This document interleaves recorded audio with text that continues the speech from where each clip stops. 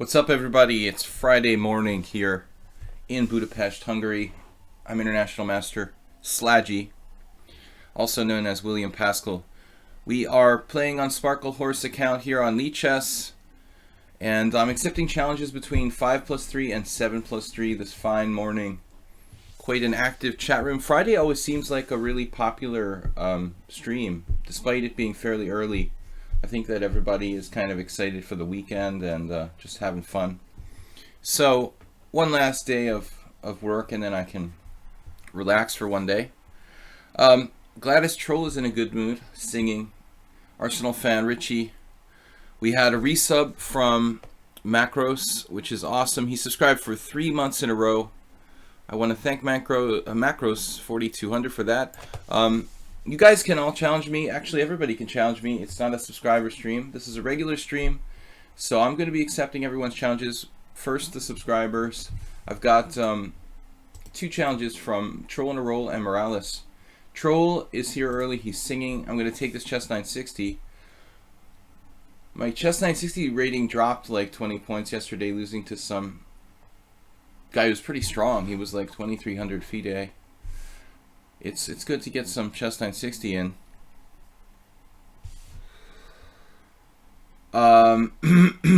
Arsenal fan. I don't know Licker Mark. I think he played against me in the stream once. A lot of players like from a younger generation, you know, I don't know because I've been out here in the Wild East for quite some time now. I do go home to the United States I do typically go home in the summer, but I'm not always playing much chess when I go back to the States. So a lot of the younger players I don't know. Alright, so it's Troll in a Roll, rated 1666. I think he did that on purpose. He wants to have the evil rating. Alright, chess 960 Troll.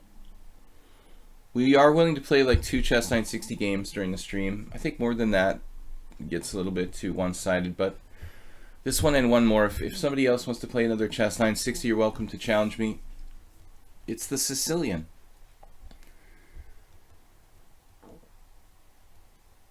E4, actually, this is not that different from a normal starting position. Just a few changes. This rook is on its original square, the king is on its original square, the knights are on their original squares.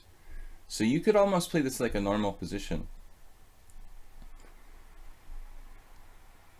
It looks quite reasonable to play something like e4, and it feels like I could play like a b3 Sicilian or something like that.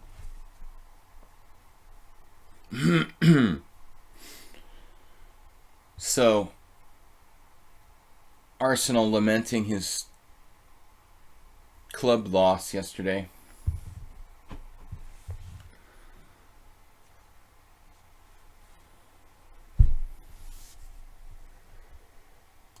Alexander Alekhine would sometimes play bishop e2 in the Sicilian. We can make it look like that. This bishop's got to go out one way or the other. A Marazzi type of setup might actually be pretty good as well.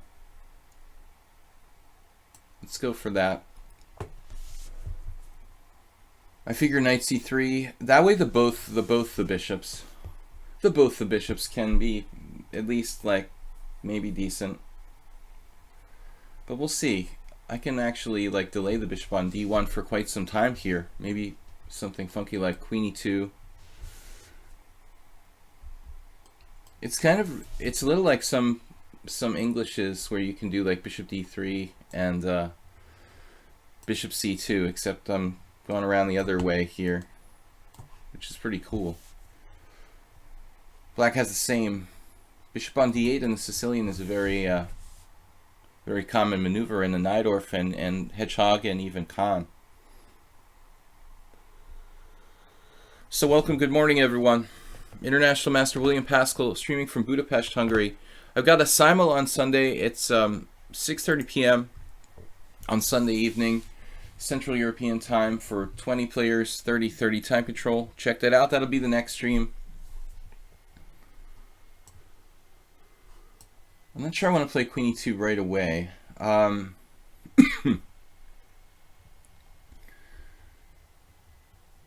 could open it up with d4, but that bishop comes out pretty angrily, I think. Queen e2, knight d4 makes me slightly uncomfortable. It probably not good for black, though. Let's see. But eventually it will be a problem. So I think this whole solution with queen e2 it's a little bit questionable. I don't really like g3, though. I could play queen e2 and then answer knight d4, take knight b5, winning a pawn. The d6 square is pretty weak for black. But let's say he plays a6 or something there. Then I've got to deal with knight d4 pretty seriously. What if I go knight b5 right away? He just defends. No, it doesn't do anything. Alright, so we need to be concerned about this. We got to go offensive here. Trying to play d4, I'm pinning the knight. But this isn't going to last too long. The effect is not going to last that long. What is Scheveningen? This is a chess 960. But, no, I mean, Scheveningen is a very concrete thing. It's like knight f6, e6, knight f6, and d6. And just that. You know, in the Open Sicilian, people will call this the small center for black. But it's not even an Open Sicilian here, technically. I haven't yet played d4. He could play bishop f6 here, maybe. Just to stop d4. Something like this, followed by knight e7. I think black's position is fine.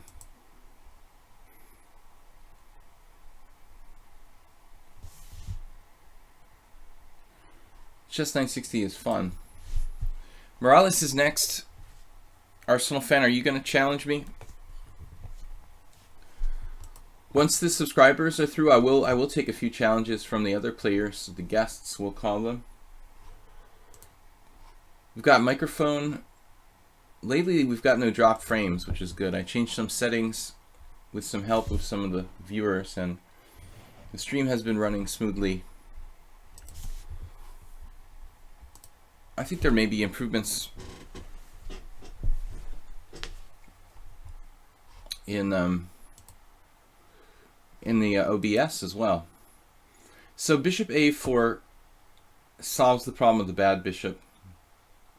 This bishop on a1, please wait. That's what the tournament director used to write on the cross table when you had a bye. Having a bye usually meant you're like in last place in a tournament, and there was no one left to play you, so you had like a game off. If you haven't played in tournaments, you don't know what the hell I'm talking about, but I'm just reflecting on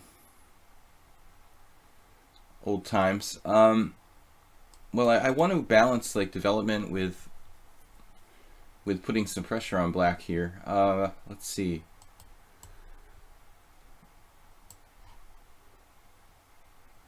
I'm developing. I may have e5. I'm not sure how strong it is, but I also have ideas of knight d5, actually.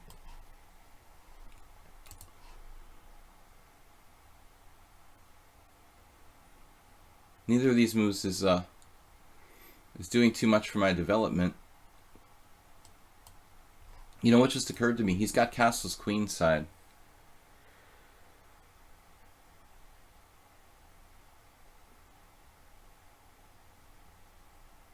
Which might be a damn good move for black. Nothing defending d6 at the moment.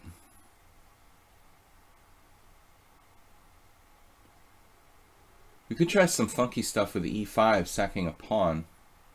Not recapture right away. He also has knight coming to f5 in that case.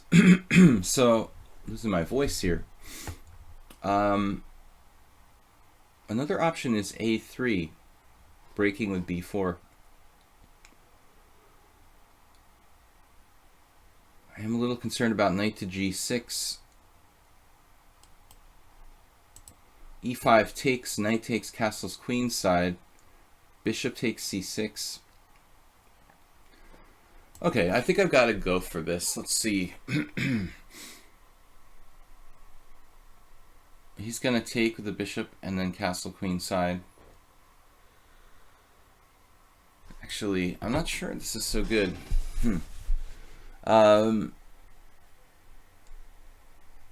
What else? As I said, knight to d5.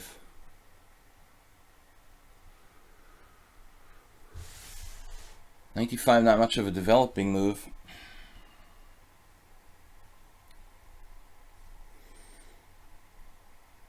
We can just sit tight and do nothing, but he's going to crank up the pressure on the dark squares, and I'm going to have less and less opportunities to do anything in that case. But maybe, I don't know, I should do something quiet like g3 or a3. He's going to castle queenside. Last call for e5, guys, if you want to try to do it. All right, I don't know. This feels wrong. Like I'm not developing any pieces. Can I do something in between, like knight e4? He has just knight f5 with a really good game. I mean, that's coming anyway.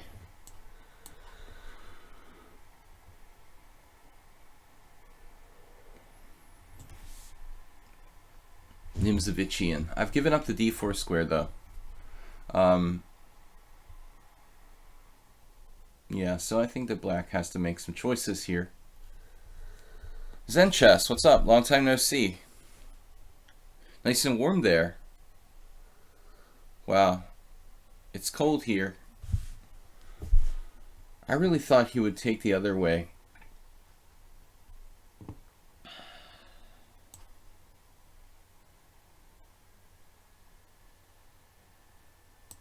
I was seriously expecting bishop takes e5 first. But yeah, no buts about it. He can sack a pawn with bishop takes e5. Bishop takes b7 check, bishop takes b7, queen takes e5. Not good for his king safety, but definitely better for his bishop.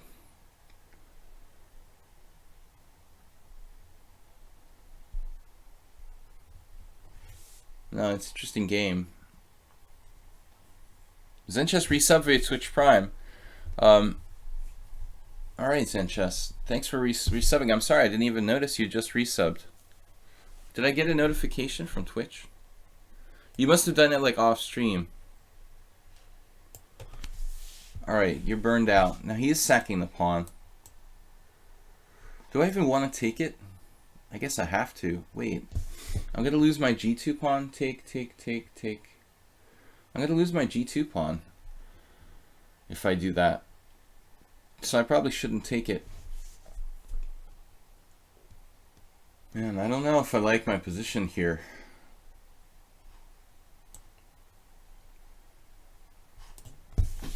Got to think about this.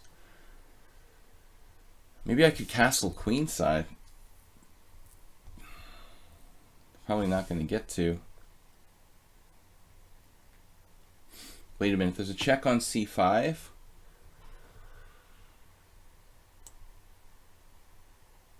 I have no idea. Troll's playing faster than ever. I didn't really plan on doing this, but his king doesn't look all that safe after bishop takes g2. So instead he's going a different path, sacking a pawn.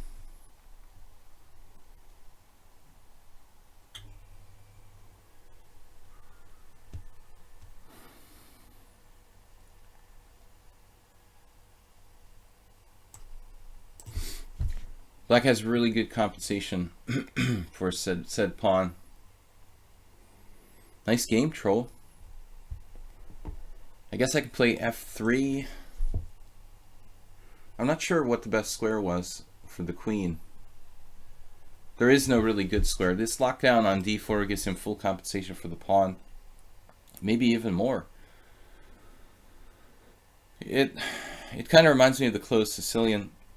Some kind of thing that would happen like on the white side of a Grand Prix attack. I haven't played f4, but this domination of the d4 square, it's very like typical of the Grand Prix.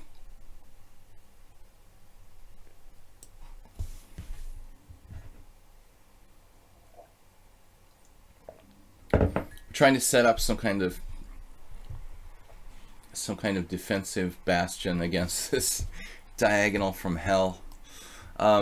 Maybe not any way to stop it objectively, but I can just castle too. But I think that f3 is sort of useful. Maybe not best though. Maybe I should just wait and not weaken myself. On the other hand,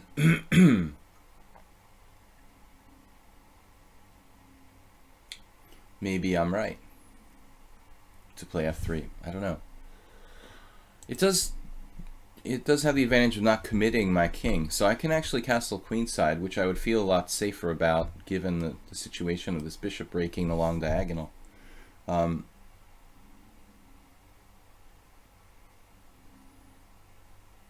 It's so weird. I have this ingrained need to like play d3 because in normal chess my bishop would need to get off of c1, and I feel like I can't castle queenside without playing the move d3. This is the problem with like messing with your mind. The chess 960 kind of messes with my mind. Like last week I blundered because I thought my queen was on d1, and here I'm thinking like, oh, I have to play d3 in order to castle queenside. My king is much safer here now. I feel like black has some compensation, but it's not the end of the world. Why did you offer a takeback? Is that like a misclick or something? I don't know why Troll on a Roll would offer a takeback on a totally normal move.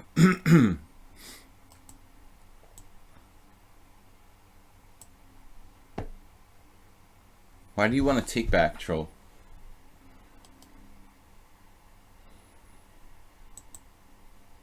I assume he just like misclicked or something. I mean, it doesn't really make any sense contextually. It seems like he's trying to come after my king or something. Oh, you're attacking my pawn. This is, I don't know, got a little cough going on. I feel like this is a stupid move, but I was about to lose on time.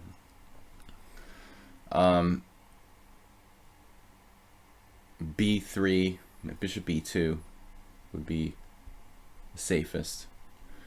I don't know, Troll's maybe drunk or something. Not sure why he's offering takebacks.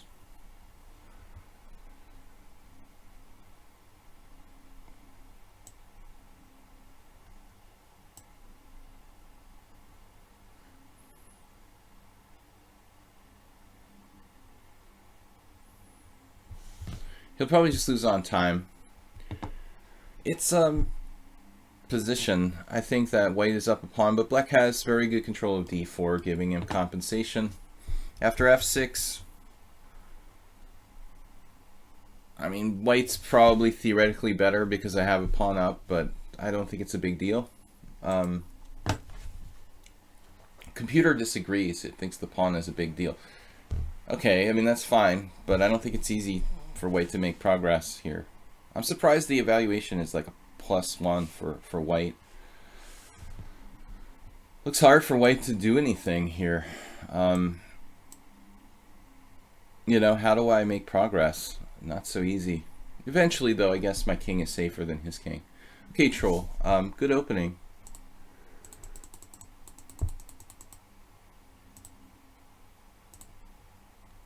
Yeah, it's interesting that the engine thought about b4. I didn't see that. That's crazy.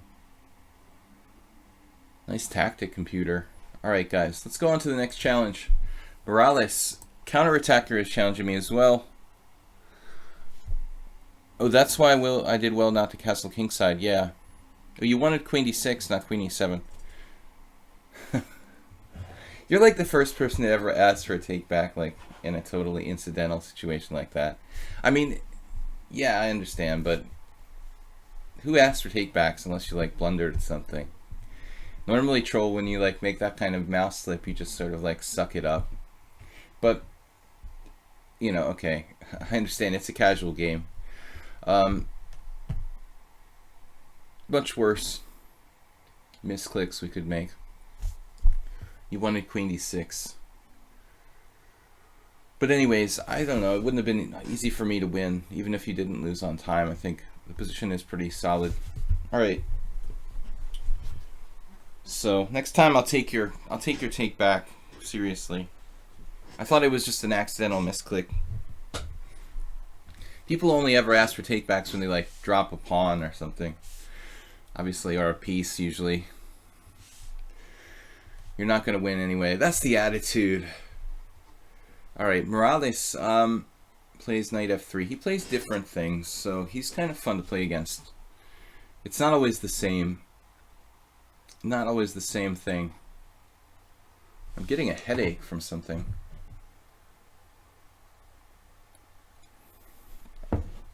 Maybe I drank my coffee too fast.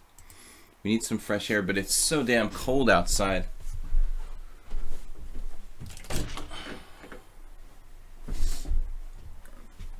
It's so cold I'm afraid to open the window. Alright. King's Indian. I prefer not to... I would prefer to play a King's Indian to a Pierce or Modern. I mean, the King's Indian was a real part, or is a real part of my opening repertoire. Where the Modern and the Pierce I just sort of mess around with. But the King's Indian takes a lot of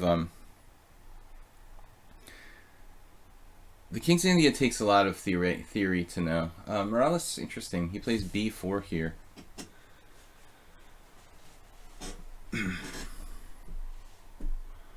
Close relative of the speckled hen. Normally, like, you know, we'll see maybe 3b4. Not like c4 and b4. But I really don't think that there's anything black can do here dramatically. We can try b6.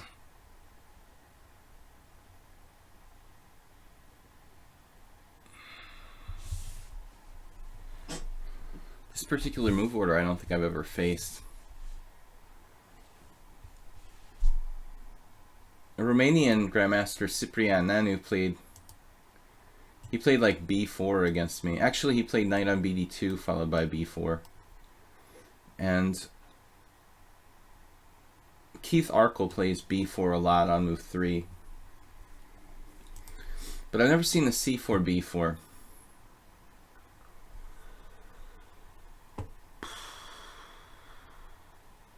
I don't know what the best is. I mean, there's not a lot of choices here. b6 actually seems kind of weird.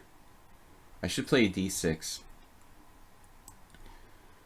And then the question is, do we play for e5 or c5?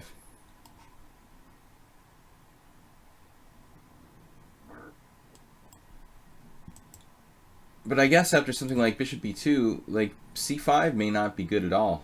Just b takes c, d takes c, d5, and white has some kind of space advantage.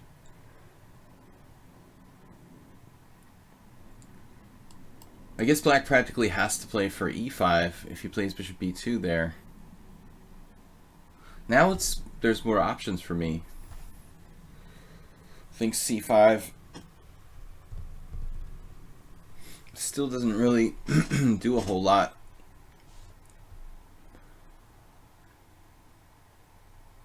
This could end up just transposing to a normal King's Indian attack kind of thing.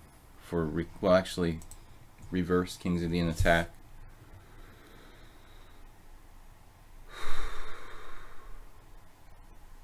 Oh, my g6 didn't allow it.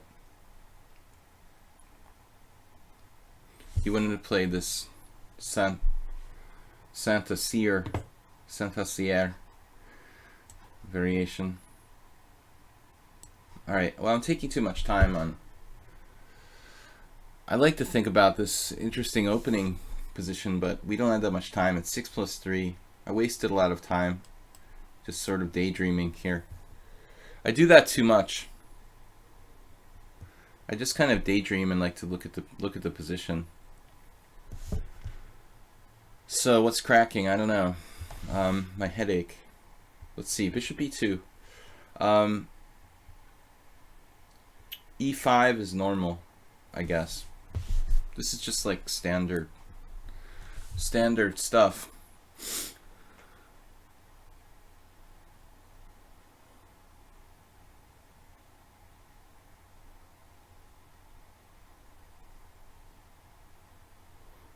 I wonder if we could sack a pawn. There's something crazy like d takes e, queen takes rook, rook takes d8, bishop takes e5, knight c6,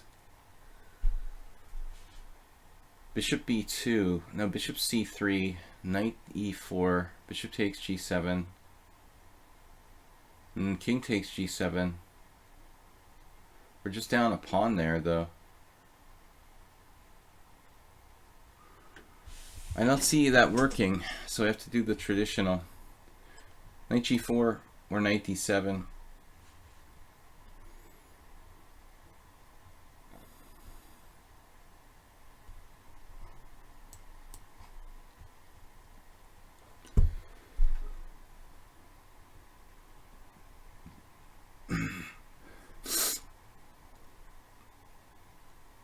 Structurally, this could lead to a good position for white, so I think that black needs to be active.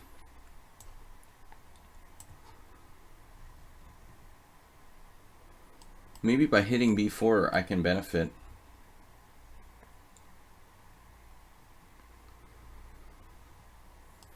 But if you just take off the queens and play this kind of structure, white is slightly better because of d5.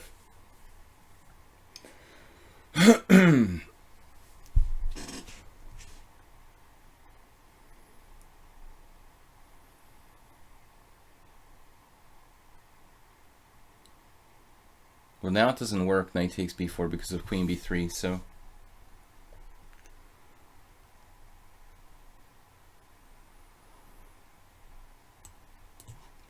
need to recapture.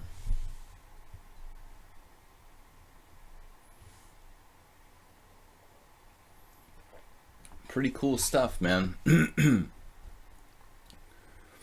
a5, interesting. a5, b5, a4. Then where does he put his queen after a4?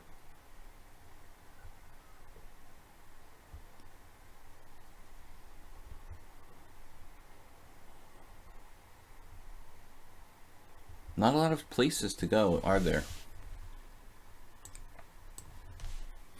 I'm getting kind of low on time here.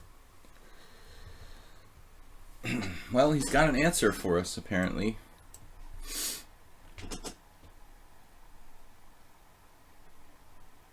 This will mess with his coordination on the queen side a little bit. I mean, if these pawns are kind of segregated. Segregated pawns.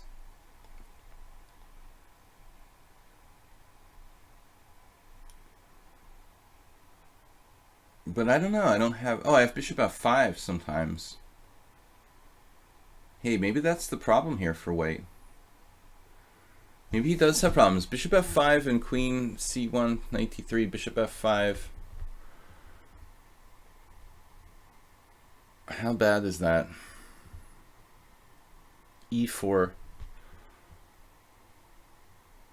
Knight takes f3, check.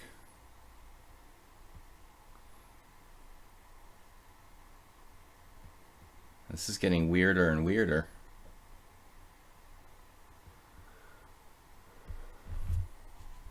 If bishop f5, e4, now I have two pieces hanging. So remember that I have two pieces hanging, okay? Because I'm losing track of that.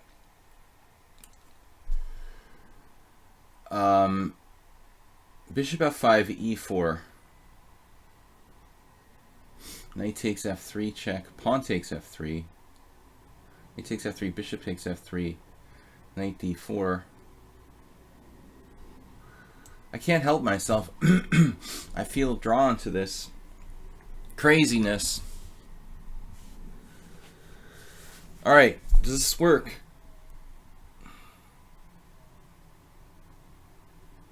Just relentless initiative.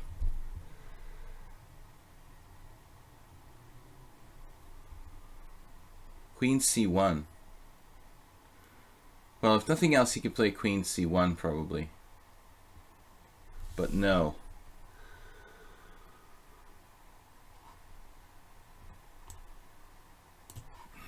I didn't really look at knight b4 there.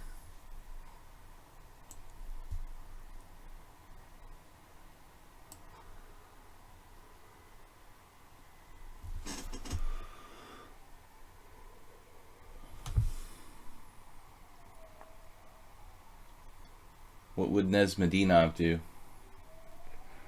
That's what you have to ask yourself when playing black in this type of thing. I think I'm okay, at least. But there's not a lot of time left for this game. Whoa. Not a lot of choices either.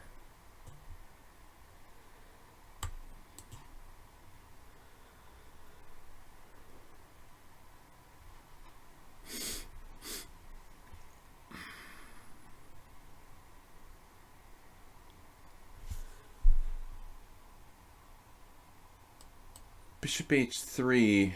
Oh. Alright. We managed to win an exchange. Should be good.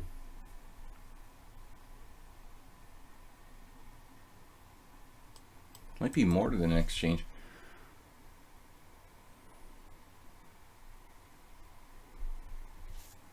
No rest for the weary.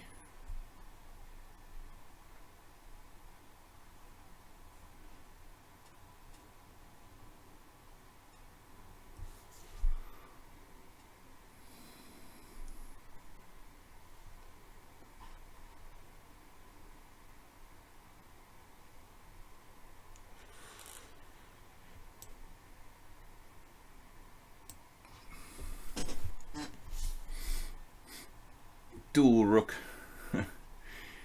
Dual rook problems. Dueling rooks.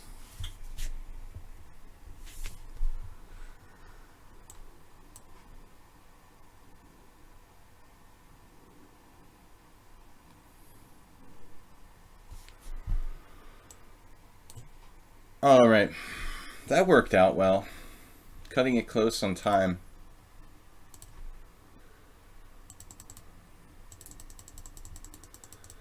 Let's see. Oh, the white has an awfully good score here, man. Look at that. White's for some reason really messing with this. There's some games here. Leonid Yudasin. He beat the legendary Chepakaitis. Chepakaitis not playing his Trompowsky for some reason. Alright.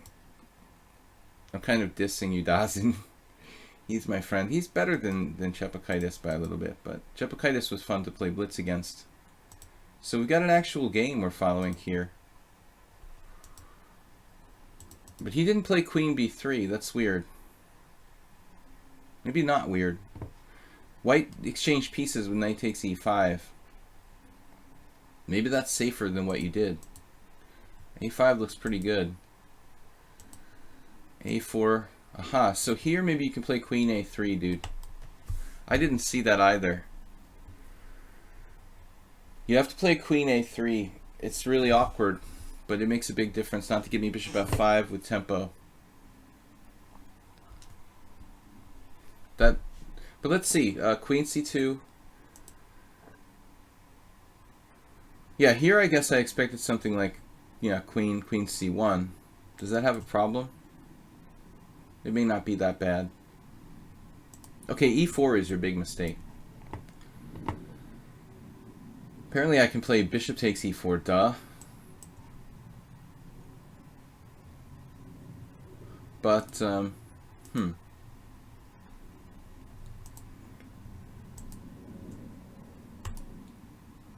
Okay, here you just simply have to take on d4 and play knight c3, and it's not that bad.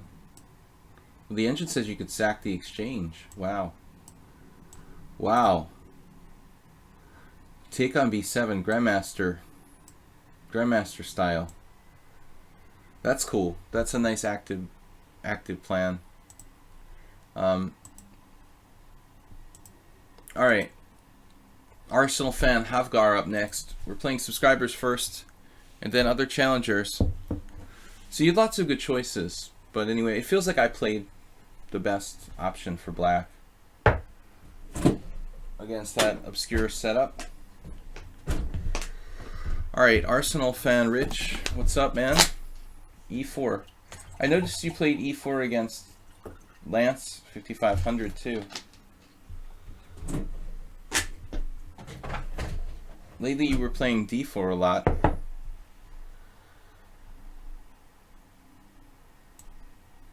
Try to confuse him.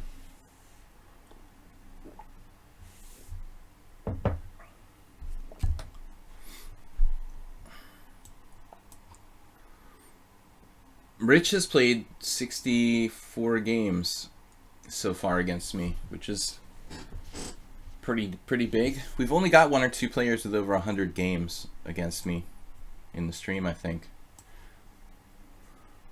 One of them, Constant Change, we haven't seen in a long time. I think he's from India.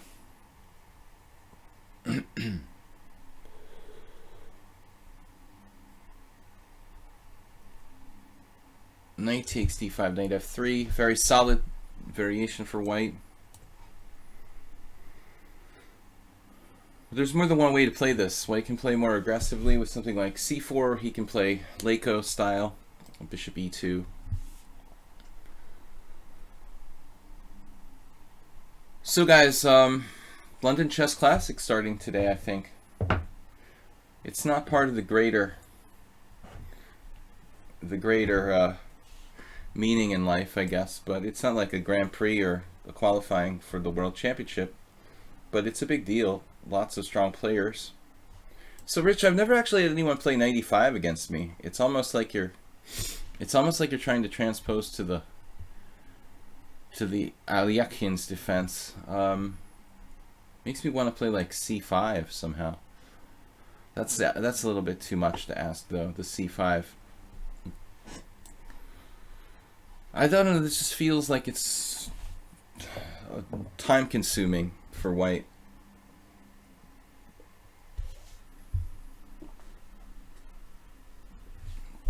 Probably not bad though. Not too bad.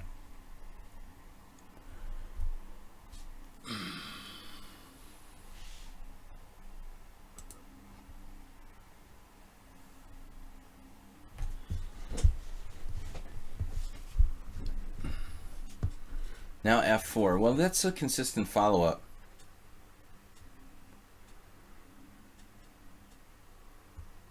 I think f4. If you're going to play 95, maybe f4 makes sense to follow up with. Just don't play h4, h5 now. I don't think you have time for that. You know, you never really want to play something like f6, so it's really difficult and annoying to get rid of this knight on e5. It almost looks like it transposes to an Austrian attack Pierce, where he's like exchanged pawns on d5 somehow. That's weird.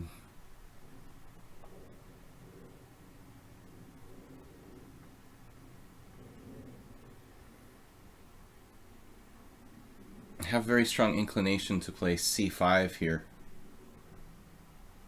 attacking white's center. But I'm not sure the best move is. If you're bored with chess but still willing to play, I don't know exactly what you should do. Willing to play, like it sounds like you're in jail or something. This is what would happen if you're on a desert island with only a chess set, or we went to jail. It's the only activity you have. Interesting quandary, troll. Normally you get bored with chess, you take a few days off, and then you come back and you're really like, you know, excited for it again. Or maybe more than a few days, maybe a month or 6 months, but that's generally good for your game though, to take a little break.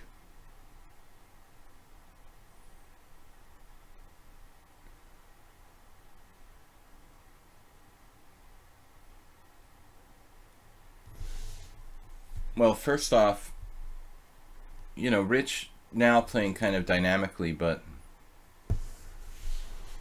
prior to that, he wasted a valuable tempo. I don't want to say totally wasted, but spent a tempo on 95, which you have to admit it seems a little slow.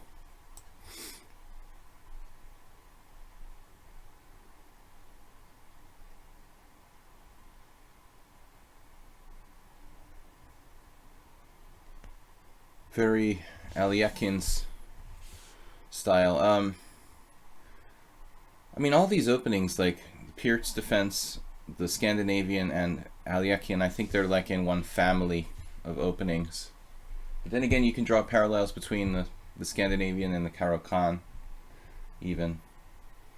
But I think you're talking about structures with like C6 there. Switch to over the board.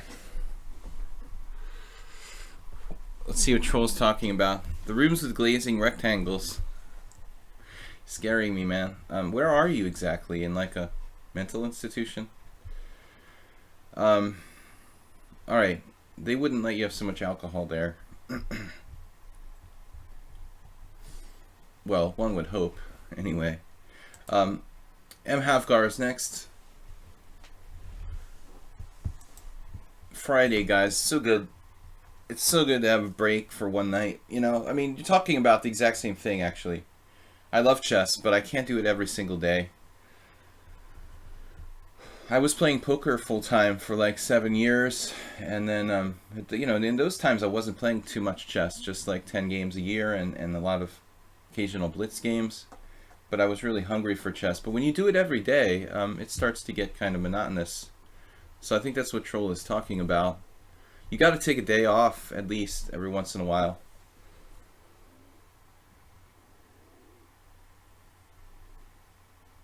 Well, I wouldn't mind trading queens here. But honestly, this pawn move really messes with his coordination with the knight on c3. So I think here trading queens would be nice. It's nice to go up pawn up trading queens, but this move just messes with his position. Much more so.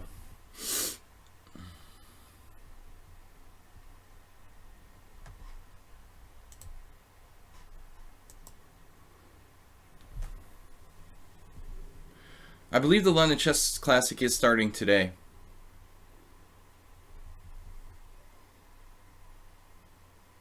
I guess it's it's part of the Sinkfield series, for lack of a better name.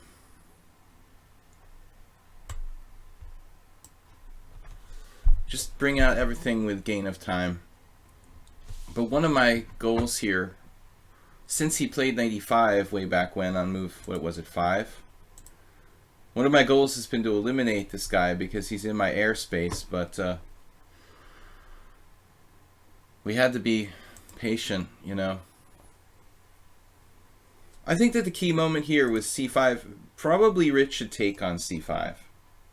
I didn't mention this, but for better or for worse, try to take that pawn and maybe hang on to it somehow. I don't know.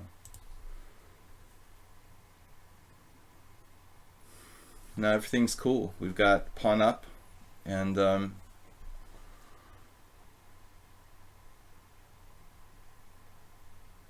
what? Position isn't going to win itself.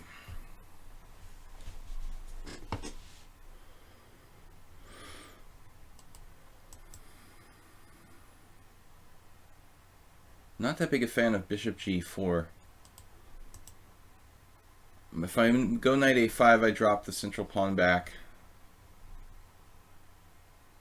Bishop f5.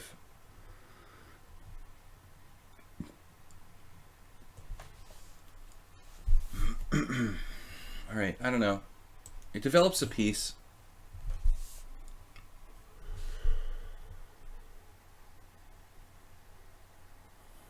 We can't have perfection in a 7+3 time control.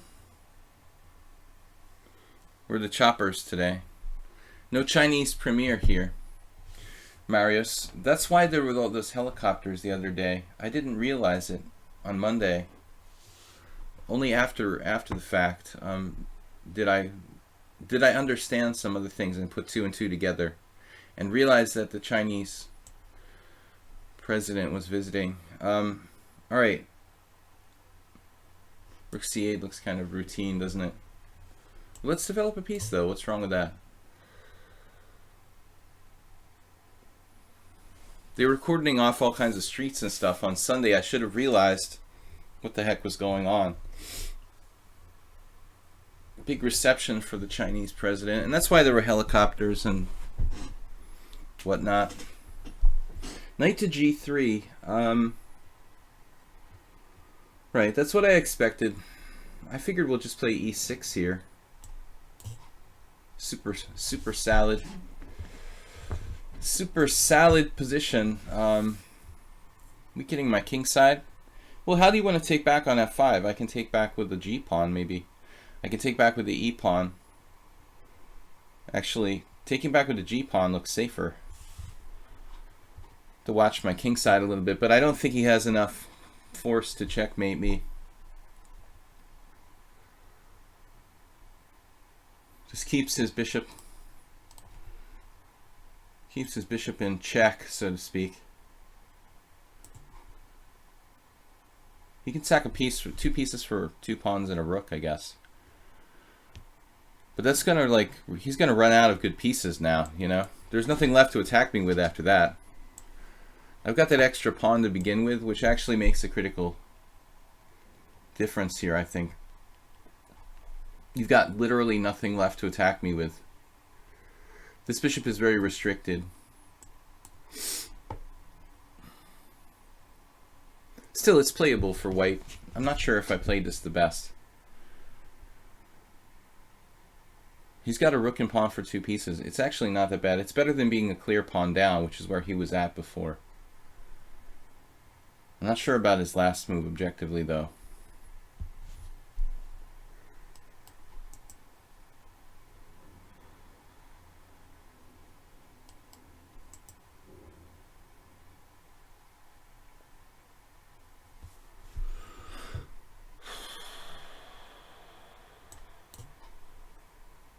Just be materialistic when in doubt.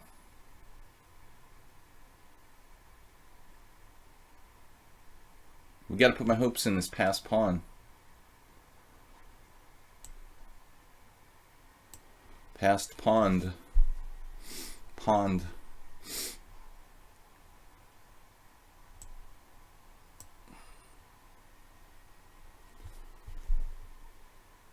Oh, man. I was a little concerned about a different move there. I think you had bishop c3. Oh, I'm just going to drop this pawn now, though.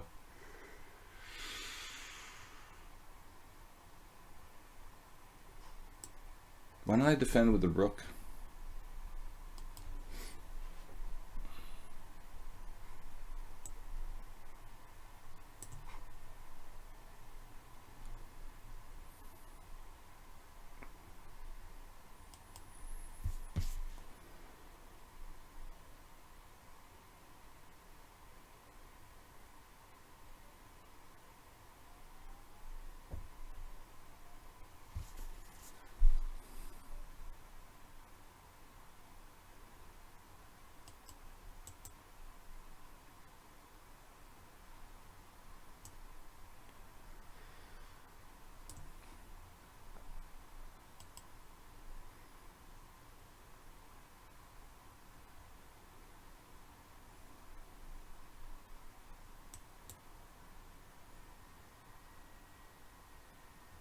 Wish you would stop threatening me, mister.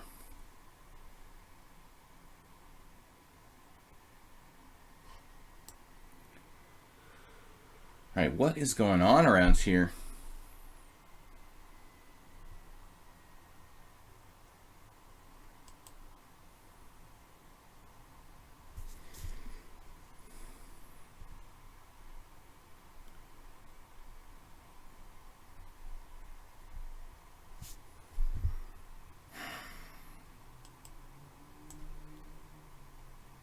This gets mated.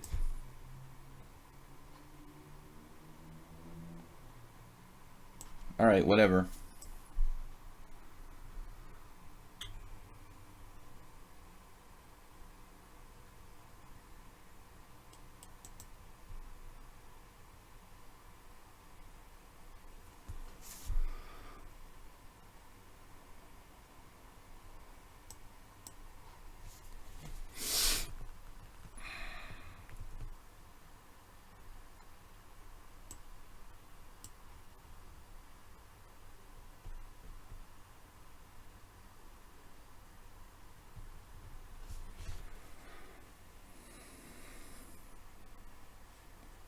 Scary enough, but seems like he cashed in his chips a little too early there. And we're just winning.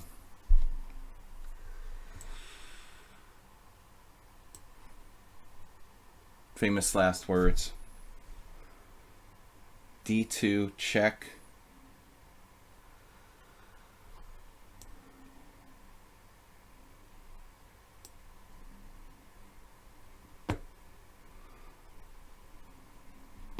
This got really out of control. I had a great opening.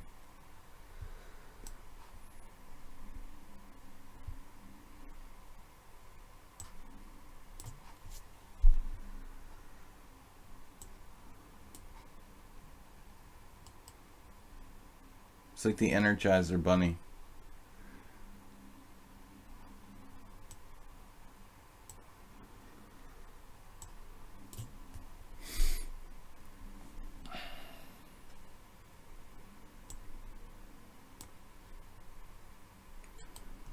Will not die.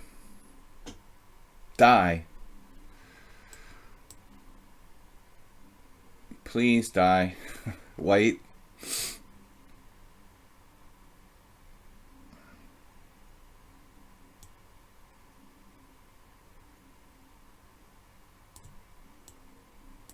Man, dude. Finds a lot of accurate moves. And he's so fast.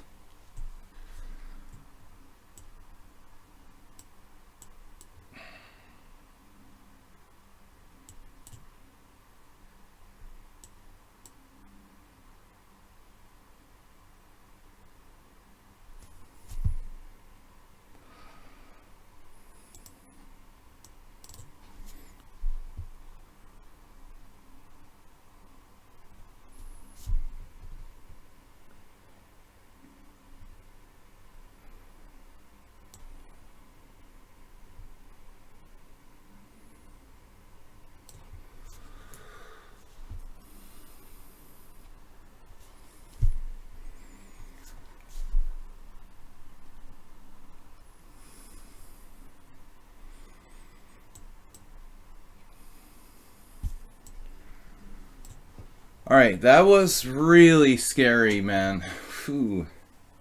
I wouldn't be surprised if I was lost somewhere at the end. That was, I was frightened. I don't know. It looks like I was lost in one moment here. You had rook e7. God, I just allowed that. Yeah, I made king back to h7 in this position. You offered a draw. I had to find queen b7. It just didn't occur to me at all I could play a move like queen b7. You had two chances to win there. Rook e7. Rook e7 twice. It was awful at the end. I was afraid I would lose on time. Alright, Havgar's up next.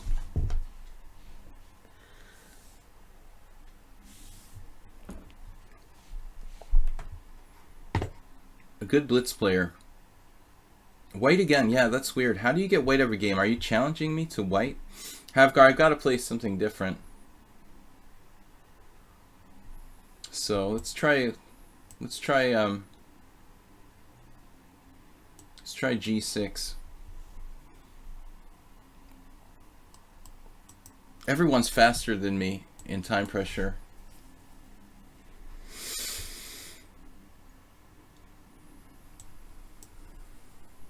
The Gingy Indian, the beefeater variation. You swear you didn't set it to only white? Let's see. He's been white. White.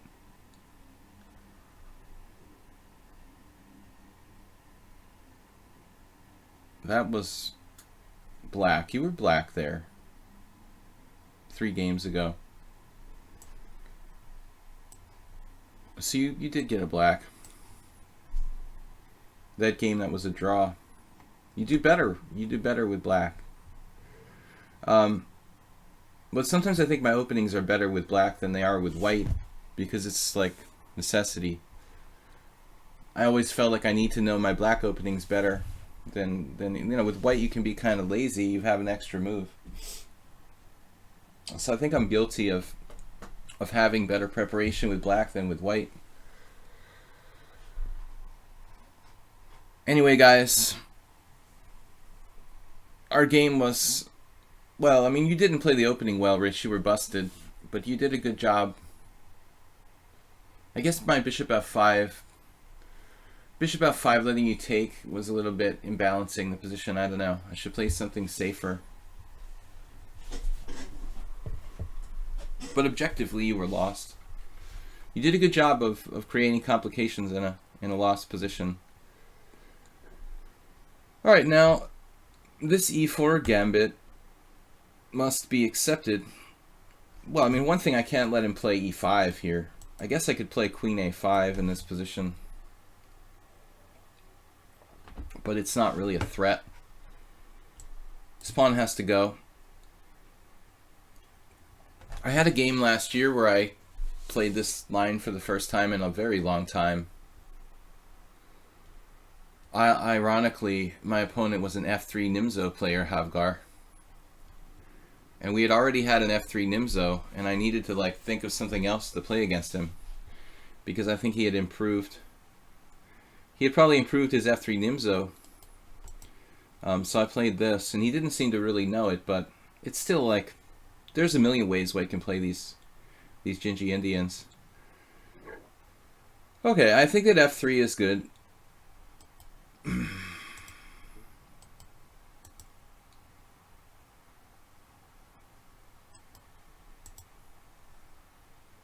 I guess I'm supposed to play queen a5 at some point here.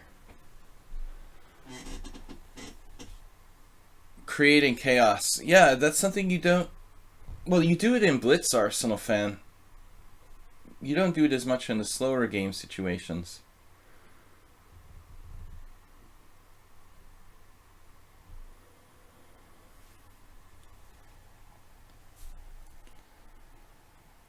I didn't even consider taking on f3.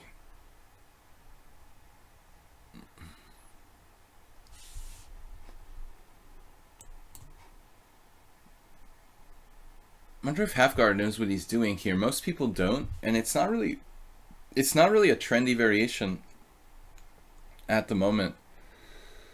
Fuck it, Friday. What's up, Spinal Tap? I think I misplayed this.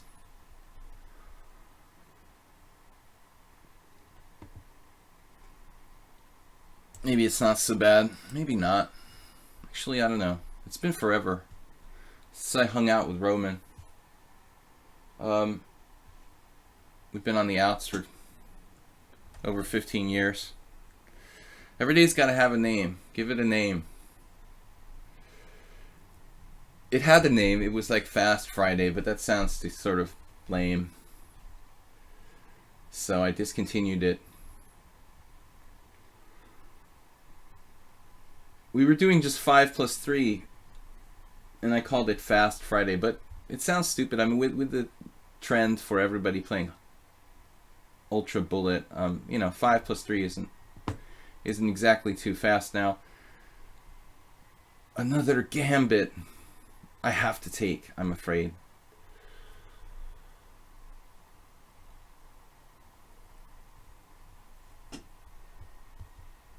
Ultra dynamic position. Havgar solidly at 2130.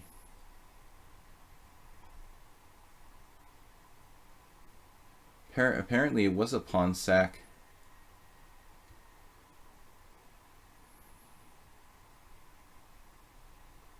I don't want your pawn,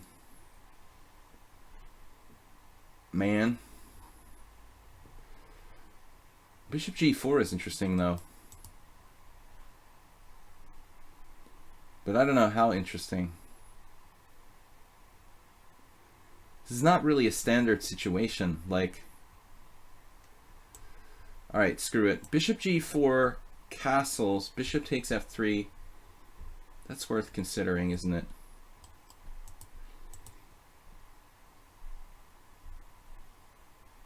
Bishop g4, rook b1.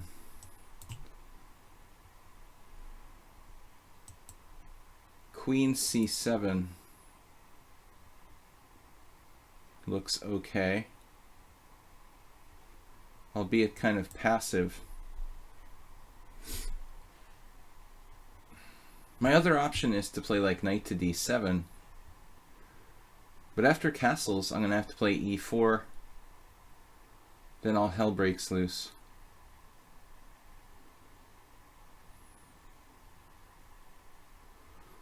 All right, I don't know. It's just you gotta make a decision here. I don't know. Bishop g4. Maybe I just buckle down and play something like queen c7 voluntarily.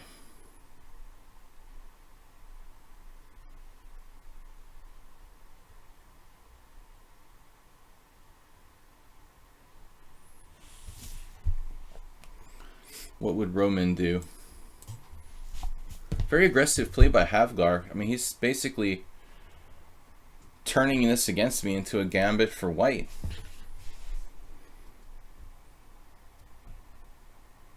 He must have played against this opening before. I mean, I don't think it's usual to just like sack a pawn like that when you first run into this system. Okay, it's never a safe prospect playing this line for black. Roman Chichiashvili is a very positional kind of Nimzovician player. He would play strategically, but still, it seems like whenever I play one of these beefeater variations, it's just like total chaos. Eventually, something just starts going crazy. A lot of imbalance and dynamism. Maybe not like right away, but later on, the position starts to open up for those two bishops. Could get very crazy. All right. Well, I mean, obviously we can't be having a knight on e6. So, but I think we have some problems here.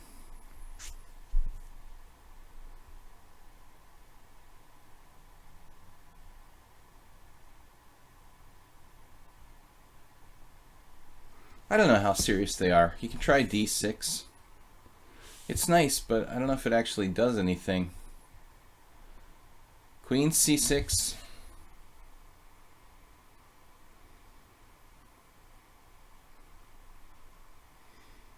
Then e4. Bishop f3 doesn't work. I don't see another choice, really. See how tactical and crazy it's getting already? And I didn't want it to get like that.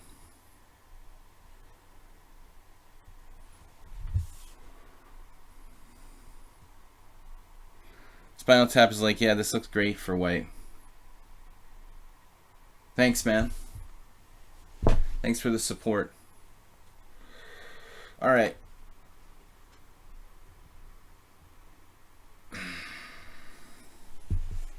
Now, I mean, he's not technically threatening anything other than mate on d8.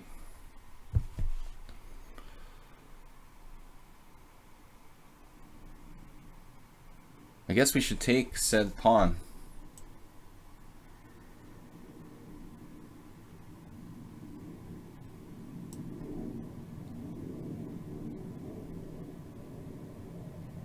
It's scary, but we're not dead yet.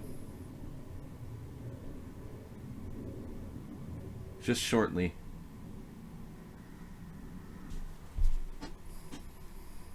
I'm up a pawn, man. We have to defend very accurately. You found that? Wow, how did you find that?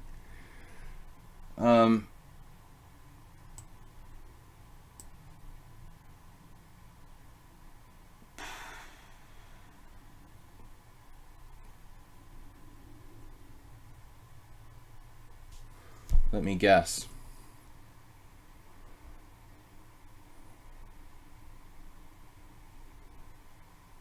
Whoa. Oh, I lost a rook. Not quite a whole rook.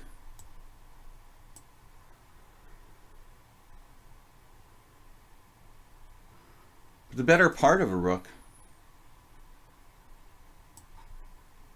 Hafgar is really strong. Absolutely decimated me here. You don't take... Well, you have to do something, huh?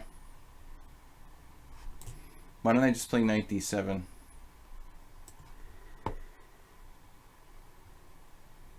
This doesn't look too good. We're just down the exchange. Nothing to show for it.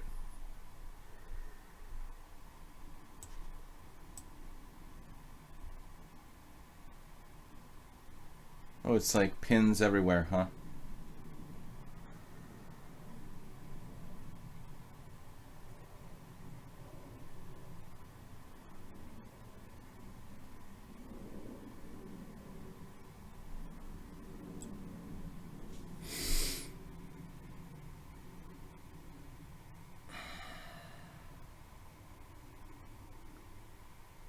This doesn't look too good.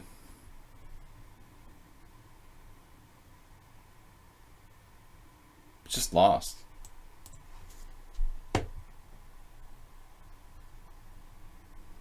Hafgar, what's your FIDE rating? Because this game was impressive. 2100 in classical. That was a really impressive game, man.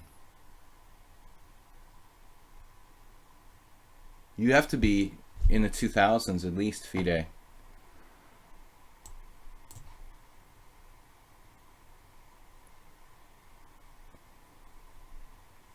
Surprised his rating's not higher.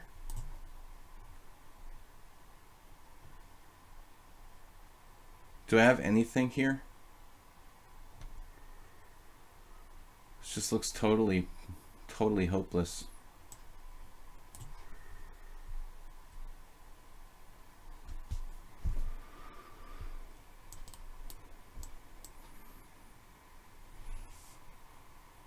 It's totally lost for me.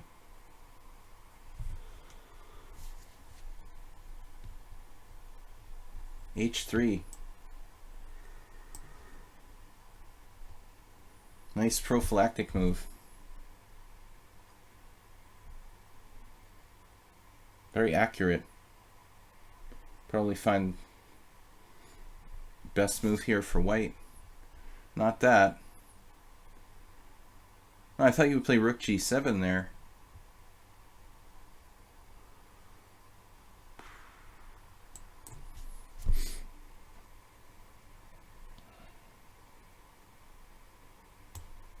I'm gonna keep his king cut off. My knight has no squares. Notice how he took away all my knight's squares? Maybe this one. That's the only where I can go.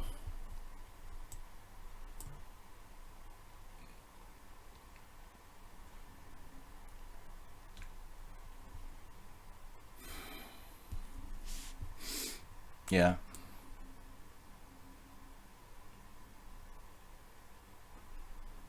I don't know. We need to swindle him here.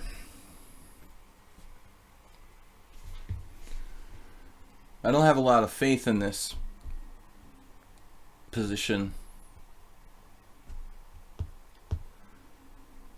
I don't think I should even be alive at this point, but it's probably still winning for white.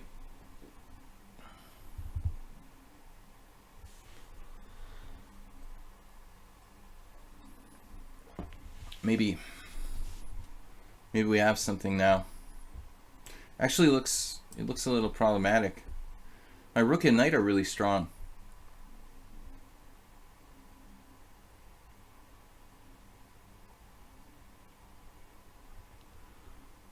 E3.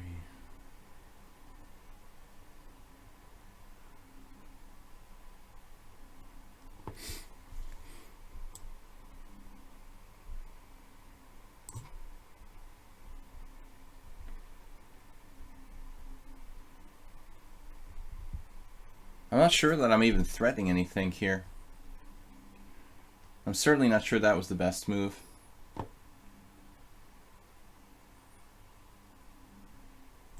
But now we have threats.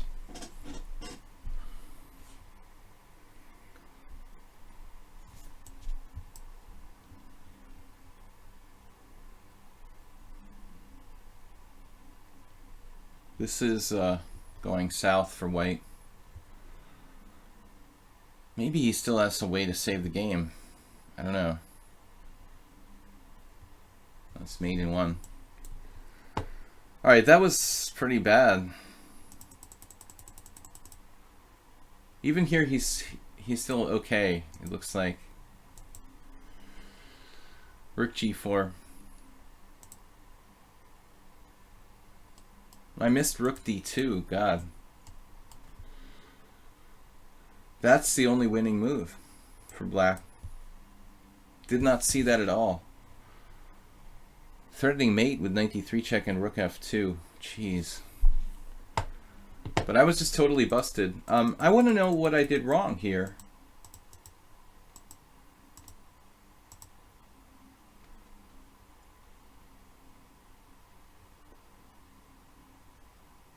Apparently the theory says to play e5, but that's relatively a newer concept. When I studied this with Roman, I don't know that we played e5 in this position. This is a kind of newer idea. Back in the day, I think that we just played d6 probably, and that move seems okay as well, but the problem is this idea of playing e5 for white. He can do this kind of pawn sack like he did in the game. It practically transposes. I mean, the only thing is, like, I mean, maybe I can do e4 or something. The move order might be slightly better, but the actual game continuation, there are some games here. White has a really good score. But this is... These guys actually took on c3 check. I mean, I can't imagine grabbing that pawn, but it's apparently the best move. I feel like something's gone wrong here immediately already. Jose Maria Hernando Rodrigo. I played him years ago. I like this pawn sack, but the computer doesn't like it. Okay, so I'm supposed to play e4, but honestly, I underestimated how good this is. I thought knight g5 would be good, but you just don't have a good move after that. Okay. So we both made a lot of mistakes. This is too slow. Alright, well, interesting anyway. We both made quite a few mistakes. Wow, we've got challenges from a lot of subscribers here. Ayesta, Saltigo, Muleskinner, Juicebox Wizard. Yeah, we made tons of mistakes. But you handled it pretty well for someone who, I guess, like me, doesn't remember the theory. I mean, I haven't been prepared to play that opening for 15 years or so in a serious game. Okay, I just played it last year in one game because I didn't know what else to do. I wasn't well prepared for my opponent. I didn't want to repeat the same opening, and I just gambled that he wouldn't know the theory, and he didn't. But I don't feel confident when I'm playing that line. It's pretty scary for black. I've had a lot of games with like bishop g4 lately, and I played one game the other day with knight e5, and I was like, what am I doing? I didn't even have a clue what I was doing. I don't like playing this knight e5 too early.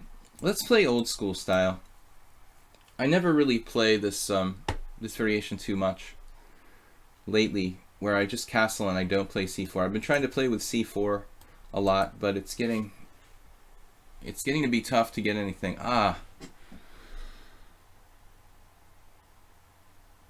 Well, you can definitely take with the pawn. I know that a lot of people do that. But I don't know. I'm more of a purist.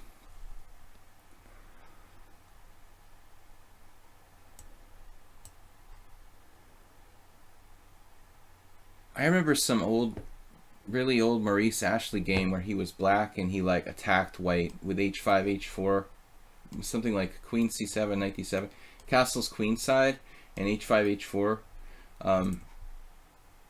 But I mean, I don't know if that's really like fully sound. I guess you can take advantage of white committing the king early.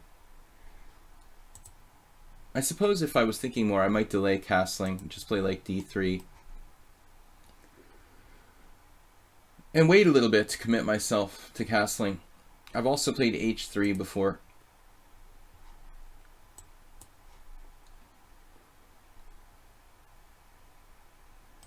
It's the Tory attack with colors reversed against the King's Indian.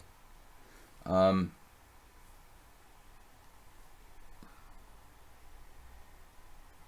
guess there's different ways to set up. I saw a recent game. Damljanovic was black, where Chelushkina, this Serbian woman, played like knight c3 against him, and a setup with a knight on c3 and e4. It's more typical though for white to do like knight d2, I guess.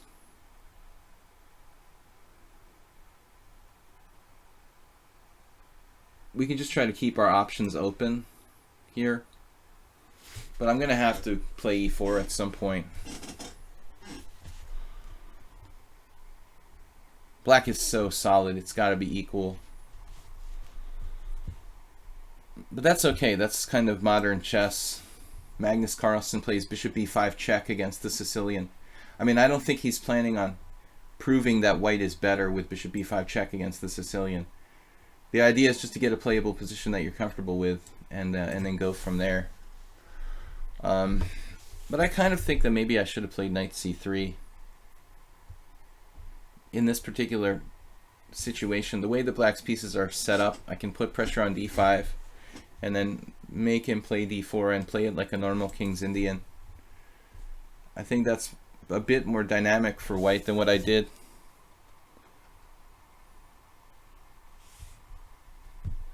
Use of caps can be dangerous around Mubat. So in this kind of structure, I have considered taking with the knight before to keep my white squared bishop open, but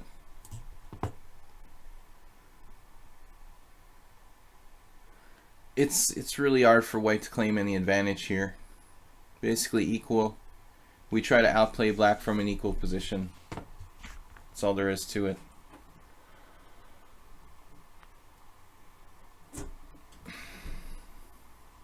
No one can claim that the King's Indian attack offers white an opening advantage.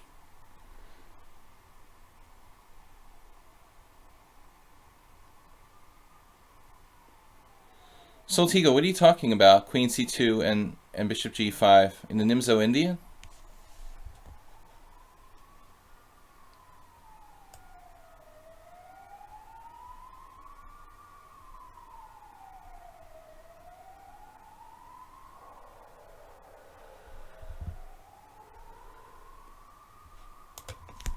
What opening are you talking about?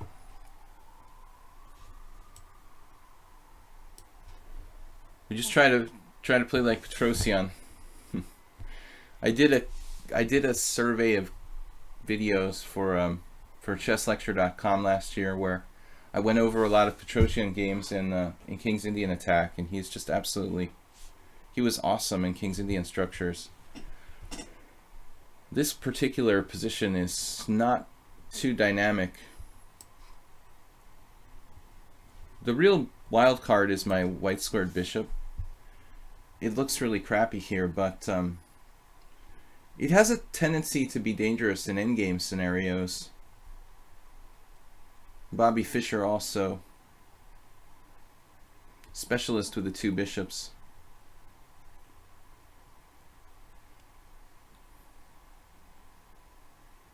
This is quite similar to a game I had. This spring in at a GM tournament in Lake Balaton.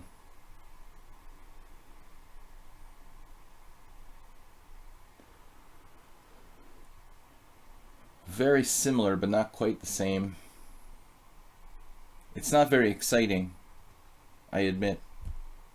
Mule Skinner, what's up? You like the bishops here? They're kind of struggling with 14 pawns on the board, but if we can summon the powers of Robert J and Tigran the Great, maybe we can make something happen here. Every King's Indian player has to learn how to win with the two bishops in closed positions. It should be like a special topic. Wow. B5 is really risky. I could take and play knight e3. Try to use the white squares. Or we can wait. I think I'm going to wait. Because the threat is always stronger than the execution.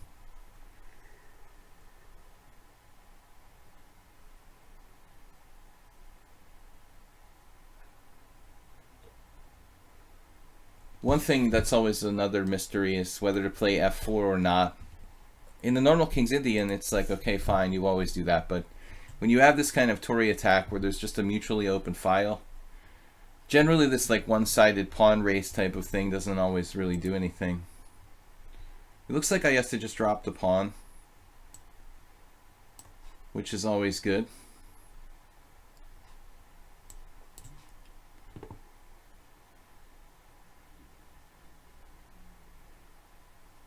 Take what we can get.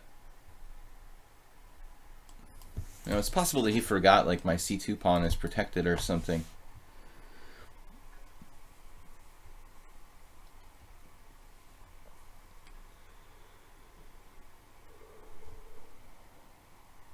Knight e3, knight f5. Hey, what's up, world loser? The Gingy Indian instead of e4 by white. Okay, I mean, queen c2 is not a great square for the queen. Laszlo Eprieshi put his queen on b3 against me. I mean, I think that queen b3 is more dynamic because you have like ideas of queen b5, trading queens. It pressures b7.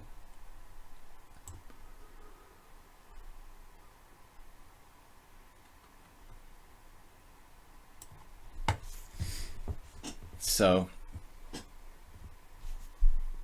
queen c2 is pretty limited.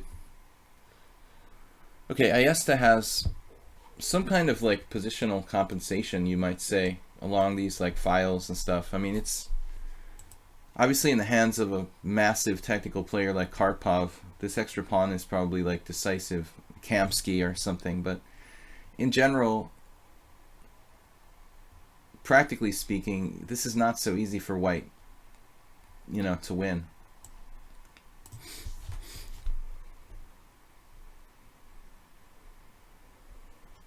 Fortunately, our rook is sort of in the game on a1. If it wasn't for the open a file, I would feel like I was down a piece.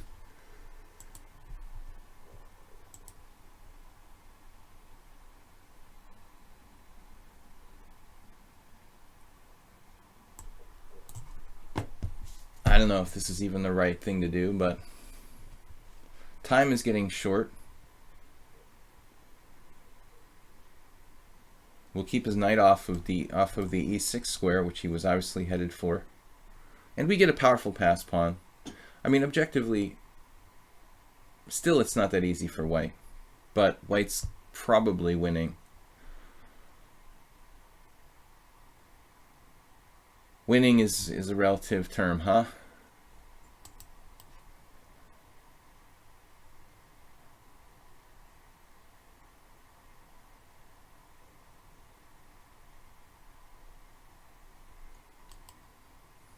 No, he's trying to prove that that's not necessarily good for me.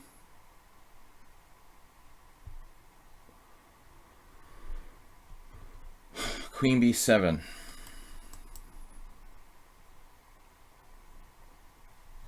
I don't have anything crushing.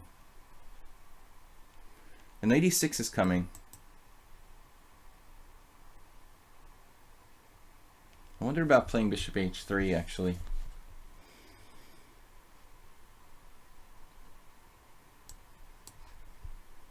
Screw it.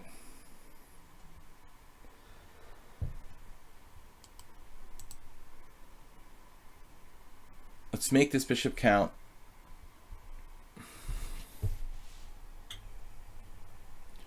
He could probably make me repeat position there. Unless I play c4.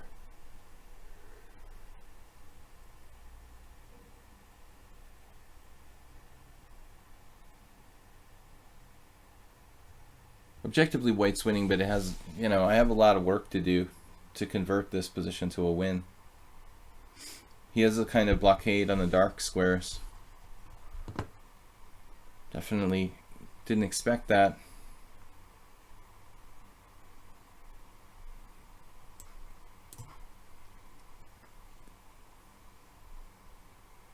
Not just like a tactical position.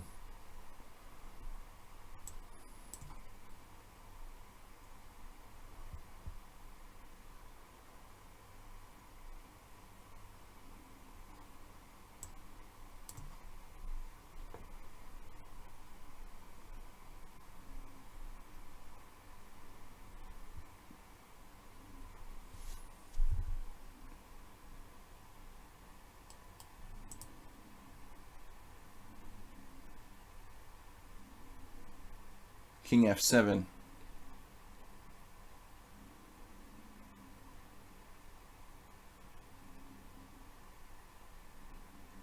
That's a heads up move.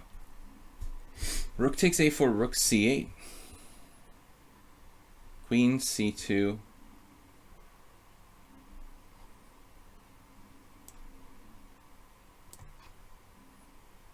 I mean a2.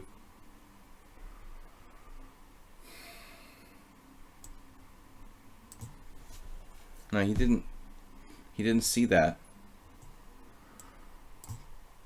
That was fortunate. Not an easy position to win for me, I think.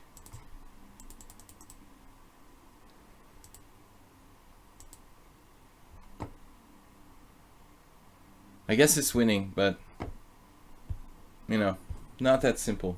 All right, we've got time for a few more games. Soltigo, Mule Skinner, Juicebox Wizard. You guys are all subscribers.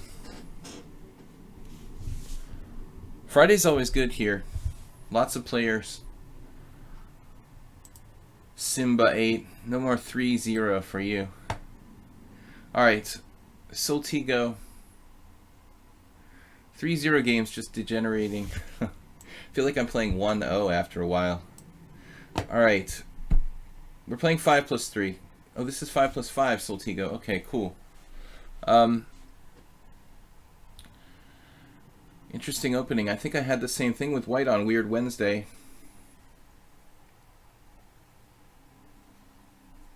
But objectively, it's a... yeah, now it's a Mexican, or Two Knights Tango reversed, basically. Well... with white, I would play a6 here, but I mean, I feel like How much difference does the extra tempo really carry in this position? It's probably playable. Rapport would like to play this kind of thing. Yeah, this is totally... And then he'll put his knight on a2 somehow. You know, very typical Rapport. Knight a2 to undermine like control of d5 or something. It's like insane. Alright, I'm not in a hurry to play pawn takes pawn. Yeah, equal. You can play e4, transposing. Oh, that doesn't look right, Soltigo. Dark square alert. We have a dark square alert. Maybe there's nothing I can do. Whew, that looks dangerous here. But objectively, there's nothing you can do. There's nothing you can do. Cause him some inconvenience. Soltigo's playing too fast.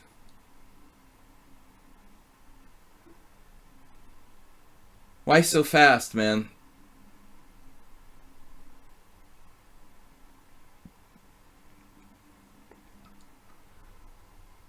There's just nothing I can do about it directly. We'll just have to enjoy the fact that it's there on c3 and go about our business. We could do something funky like queen a5, but I think we'll just enjoy our central majority here. Black has a pretty good game, I think. This doesn't look really quite right for white. But definitely playing too fast, man. What do you recommend against the old Benoni? Hallelujah Cat asked. Just play chess. Once this guy played that against me, and he was a very low rated guy, like around 1800 or something. I remember I was like 2400 and my opponent was 1800, and I seriously underestimated him. And it was the old Benoni, and I remember thinking like, what a stupid opening this is, you know, and I just I think I almost lost, and ended up drawing with this guy who was like over 500 rating points lower than me. So my learning experience from that was like, you know, first of all, you've got to take everyone seriously, but even openings that seem kind of silly, like the old Benoni, it's actually not bad. Like, I don't think that's its real name. I think that was just kind of made up. This Benoni with bishop e7. But it's playable, you know, it's not that different from playing like the Franco Benoni, like d4, c5, d5, e6 or something like that. So yeah, you just play normally, try to avoid letting them trade pieces, and what else can I say? I don't know. You want to keep black cramped. Don't let them exchange pieces like any Benoni. I mean, the most important thing is to keep the opponent cramped, keep their position, like, you know, keep them from freeing their pieces, freeing their position by exchanging pieces. I'm sure there's like different kind of setups you can play against that, but don't underestimate it. It's not that bad for black.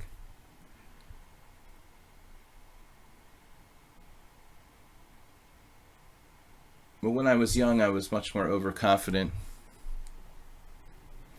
The snake Benoni, I don't know. You have to ask Mitsis. The last time I saw Grandmaster Mitsis, he was still playing the snake Benoni. Snake Benoni still has some bite. My friend, the Romanian international master Alexandru Manea, played some guy in the last round of Zalakaros this year, and he just played the snake Benoni. He had never played the snake Benoni in his life against like a 2350 player. Just said, okay, I'm going to play the snake Benoni and beat the guy easily, because people just don't know what to do against openings like that, especially young players who are relatively new to tournament chess. Like a lot of these guys that are like 2200, 2300, but they've only played like 200 tournament games. You know, they're good with tactics, but they don't know, like, offbeat openings, for example, like that. Soltigo went nuts, sacking a piece for nothing. I think, first of all, I'm going to trade queens, because when you're up a piece, you should exchange pieces.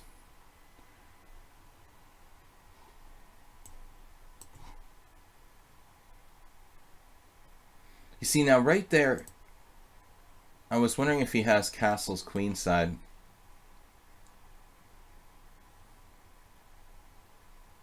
Whatever. He's still down a piece.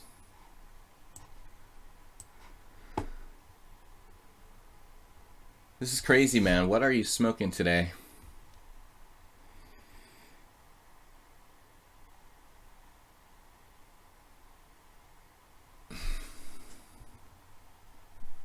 The snake Benoni, right. It goes to e7. No, the Benoni goes, the snake Benoni goes to d6. You know, d6, bishop c7, bishop a5. And the Latvian Grandmaster Mitzis, like, seriously played that. I don't know if he's still playing it, but he used to. Joel Benjamin played it a few times. It's not that bad. Actually, my friend Zoltan Varga has probably played that too. A lot of people don't have a clue, you know. As I said, especially younger players without that much experience, about openings like that. Snake Benoni is definitely dangerous. Here, bishop c3, trading more pieces.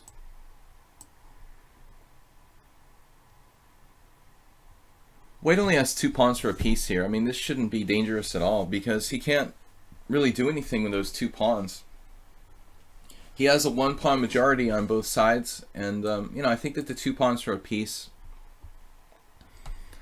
objectively, like, it could be good if you had the pawns together on one side. Maybe you had like a 2-pawn majority, you could create 2 connected passed pawns or something, but in this case Soltigo's 2 pawns are separated, you know, so he can't really even, like, use them very well.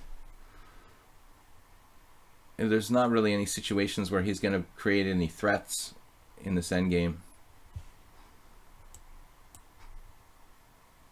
This king's just chilling there on d3. Totally natural. Bishop f5 check, loses a piece.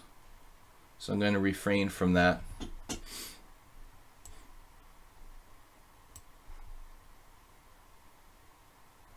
Once again, like, a lot of people would play knight b4 check automatically, but why, like, attack something for the sake of attacking it? This is the argument I was making yesterday.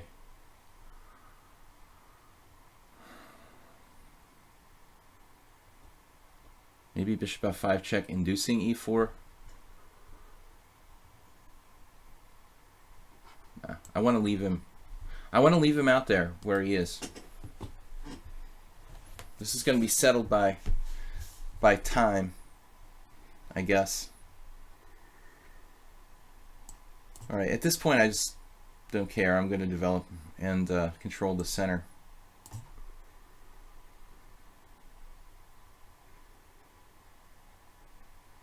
What you don't want to do is, like, exchange pawns, because theoretically he could reach an ending where there aren't enough pawns left or something, and I can't use my extra piece.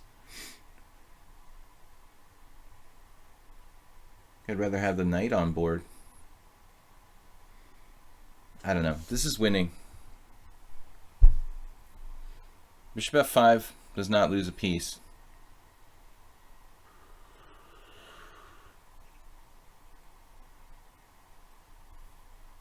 Check Benoni, that's different. Oh, it looks like he's just toast. g4, not a good move. You can't afford any more weaknesses.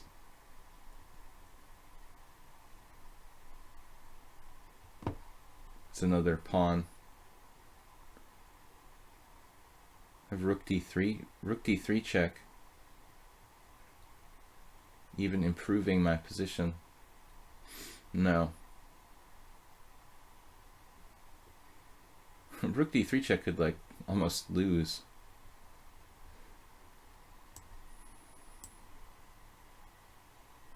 Okay guys, we have time for like 3 more games. I've got challenges from Mule Skinner, Simba, and Nabil. We played Nabil, or we played someone named Nabil before. A different Nabil.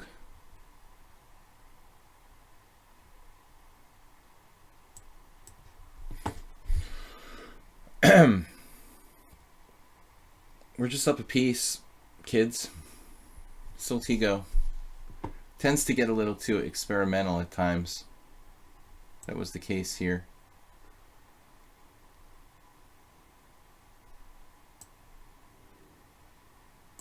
Well, I guess we'll try to take another pawn.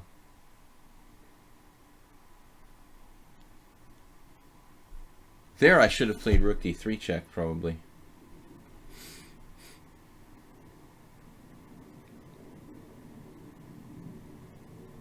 And I was talking about uniting his pawns or not.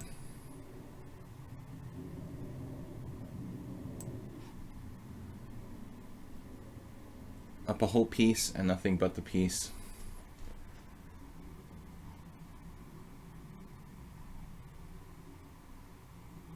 Well, alright. Time for our pawns.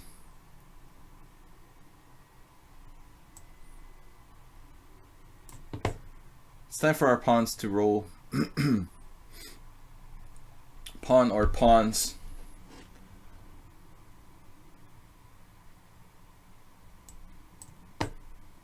Try to set up some kind of blockade to slow his down.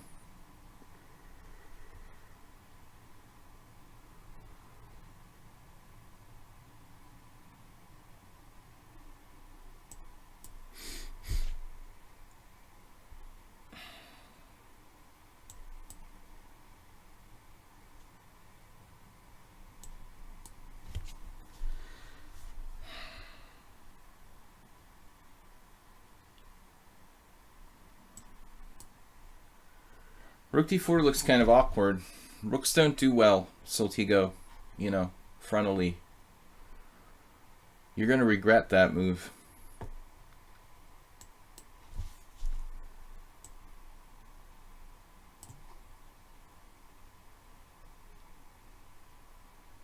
You want the rook to be at a distance. I can even sack the bishop here.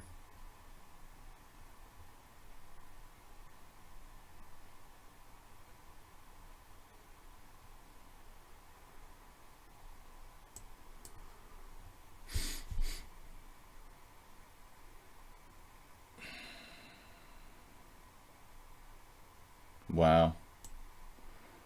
I think a bad practical decision, man. At all costs, you shouldn't let me simplify back.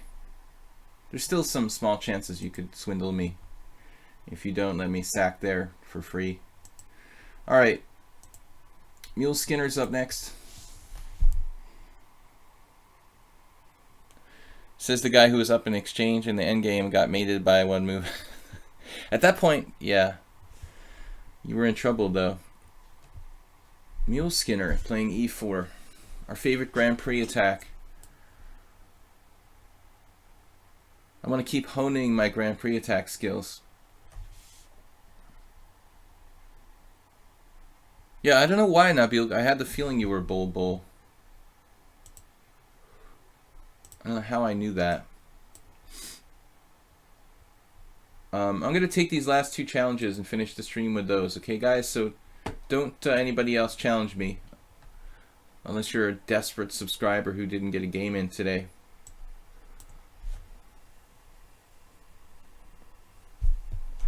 We had some close calls today. I was lost against Arsenal fan. I was lost against Marius.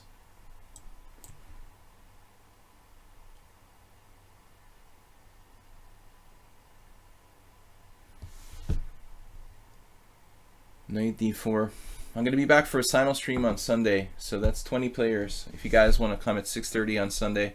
a4 from Mule Skinner. I don't remember if he's played this against me before.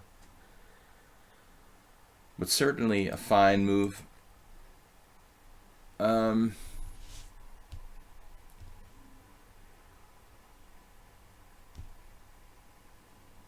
I mean, taking he takes with the a pawn, and that's kind of awkward. I'm thinking e6 here. He doesn't have the standard, like, you know, tricks with like the knight coming to d6 because there's a bishop on b5. For whatever that's worth. He could try some weird e5s, but usually I have time to break the center. Now e5 is kind of interesting here. I might have to play f6. That could be crazy.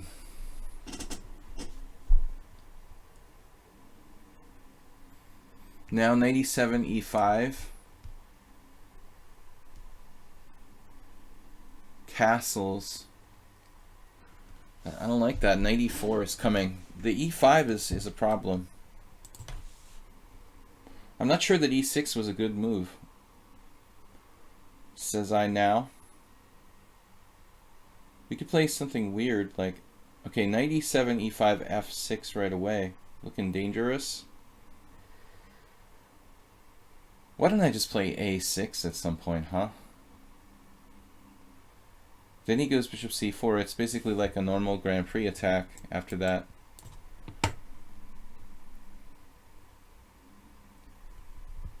Although he can seal the queenside with a5, I don't think it's a big threat. The pawn will fall off if he does that.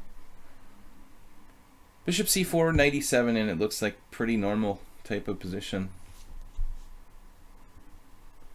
Yul Skinner normally doesn't play the bishop c4 lines.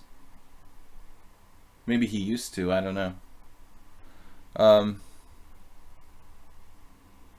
was the stream last night? It was good. On Thursday nights we do a subscriber stream, and I analyze some games with the guys who are subscribers, and also play blitz with them. And yeah, yesterday was fun. We had quite a few viewers. It was a lot of good stuff. I was laughing a lot. I came up with a nickname for our moderator, Soltigo. I don't know if he likes it though.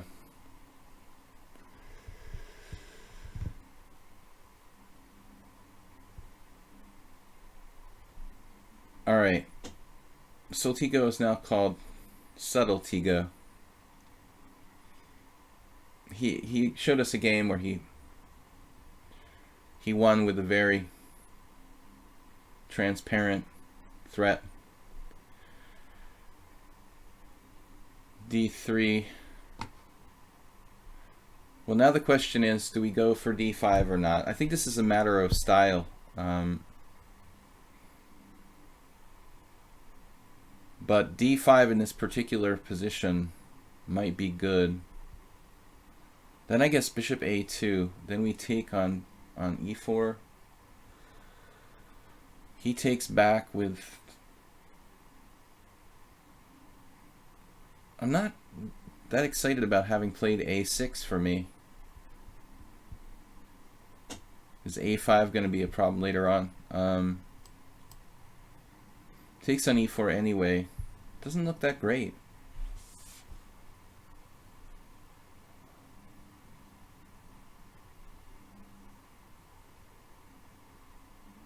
I guess some people might do like d5, bishop a2, knight takes f3, and then d4, but I think that just helps white. Alright, what do I feel comfortable with here? With d5, bishop a2, d takes e4, d takes e4, and then something like... what? I don't know. d6, queen e1 is impossible. Alright, I don't know. I don't know. I guess we'll do what I feel comfortable with. Maybe we just like take on e4 and play b6 or something.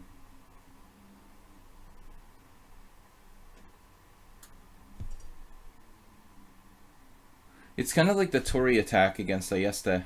If I open the file, then it's harder for the other guy to focus on this one-dimensional attack. Like in the Grand Prix, you're going with queen e1 and queen h4, and it's an all-out sort of thing. It's harder to do an all-out attack on the flank when there's an open file in the center of the board.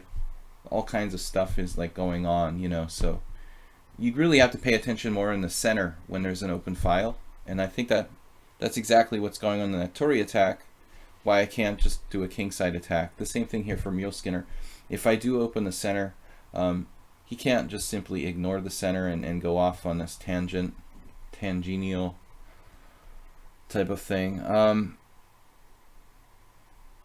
There are other possibilities, maybe like b5 or something, playing more on the queen side. But anyways, this was my plan. It's a blitz game. We don't have too much time. 7+2. Oh, Mule Skinner used the tricky time control. That's against the rules, Mule Skinner. No 7+2. I'm vulnerable to getting flagged in 7+2. One like misclick with my mouse and my time goes out. That happened last week. Oh, I'm happier to see knight takes e4. I feel like it's easier to play after that. It's fine for white, but I just feel like somehow black's position is a little easier to play. Knight c6, knight f5 is possible.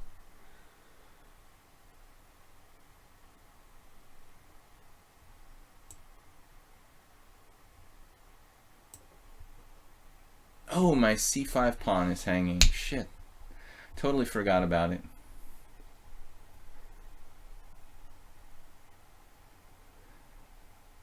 He could do it as a pawn sack, though. I better watch out. Queen b6, b4. As long as he doesn't have something crazy like knight takes c5, queen b6, b4, queen takes b4, bishop a3 or something. There's no... It's a good thing I have a pawn on e6. That would actually be nasty. If I didn't have a pawn on e6, he could play knight takes c5, queen b6, b4, queen takes b4, bishop a3, queen takes a3, bishop takes f7 check, winning my queen. Now there's no time, so I have to trade on f3. Then try to hold my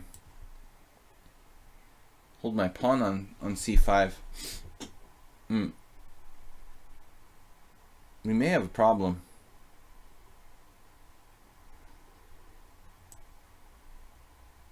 Hopefully not. White's attack looks kind of ominous though. G4, just this caveman style.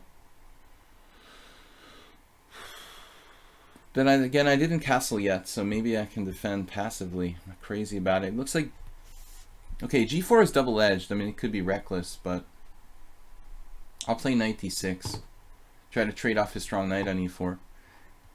Mule Skinner is not a maniac. You know, he usually plays pretty controlled chess, although he likes to attack. This looks better for white.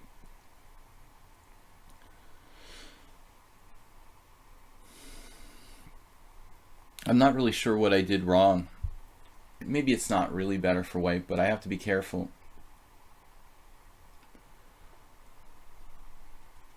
You know, this is the moment where he has to kind of decide, do I want to go crazy with like g4, or do I want to just play controlled chess with something quiet like bishop d2. There it is. For my part, I'm not sure I really want to commit to castling. Maybe I should play h5 here.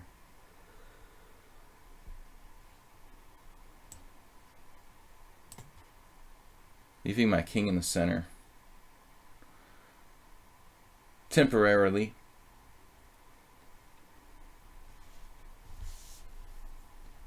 We still have options to castle every which way.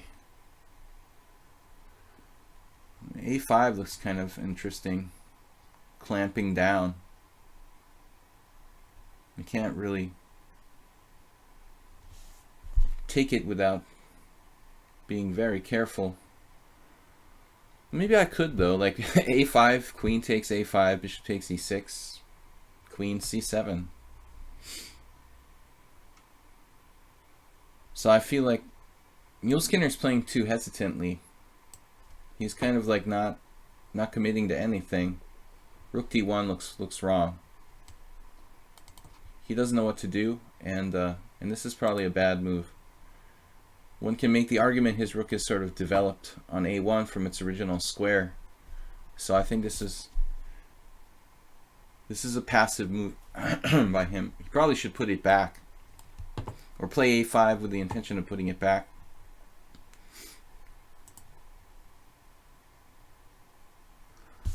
My personal feeling is that he should have gone with the g4 when he had the chance. Guys, 2 last games, 5+3 against Simba, and Simba's challenged me to rated though. Simba, can you re-challenge me to casual? Because I don't want to lose any more rating points to you. And you got enough for this week. I just don't like to do rated challenges while I'm annotating the games. It's a lot of work, and I'm kind of at a handicap, so I would prefer not to play rated while I'm commentating. Queen f2 is a good move because he has the a5 lever. Obviously, I have bishop takes a4. Bishop f8 isn't possible yet because of knight f6 check, so I have to play rook c8. Not really my plan, but okay. You know, we'll just live with it. Soltigo, your other job as moderator is to protect me from people who are challenging me to rated games secretly. We're just swiping a pawn here. It looks like he's trying to set up some kind of nasties on e6, but I mean, I think we can find time to eat this pawn and bring it back, defending e6. So if Simba's out there, if he's watching the stream, I don't know if he is, but if he is listening to the stream, just re-challenge me, man, to unrated, casual, as they call it. Now, castling is probably not a bad idea. Well, I guess there's no rush.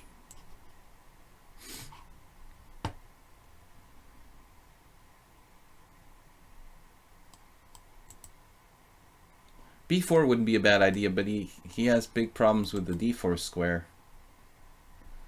He might lose his queen in some lines. Speak of the devil.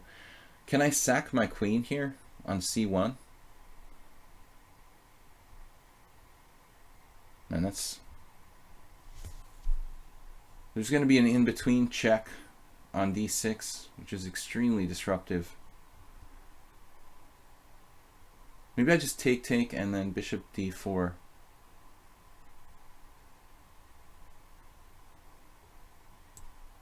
Can I do this? No, he didn't.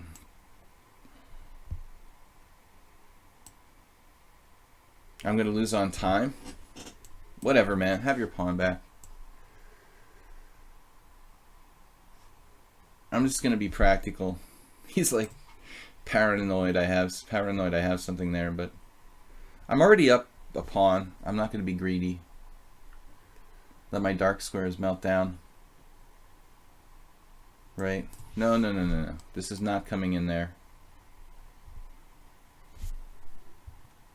You'll listen. No, he's been 2100 for a while. This is not new.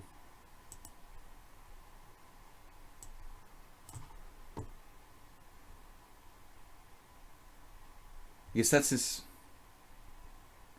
the classical rating arsenal. This is a classical game.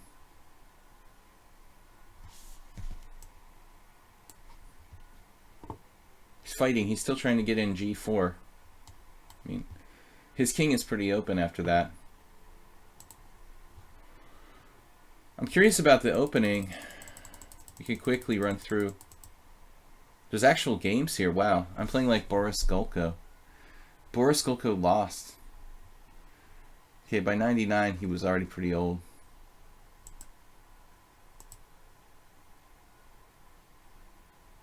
Well, he has a good score. He shouldn't really, but he does. It's funny, the engine likes the simple b6 and nobody played that. Everybody like played b5 like I said, or b6. Nobody played my move. I think my move is like the safest move. I feel like you know, tension here. Recapturing with the pawn is interesting.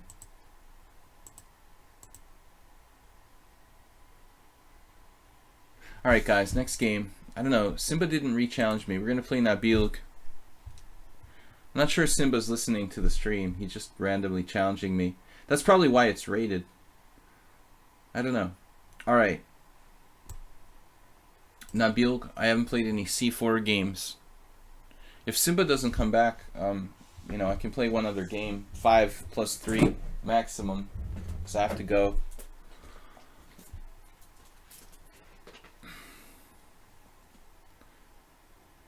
Nabil, there's someone called Bulbul who's watching the stream. But you said you were Bulbul on Twitch. So you can't be two different people, can you? Maybe Bulbul is your friend. Just setting you up with the game. Alright. You want to challenge the 5+3? I don't know, Nabil's not here now. But Bulbul is watching. Oh. Boris Golko doesn't play. I mean, I don't know if the guy's even played like in the last 10 years at all. He must be like 70.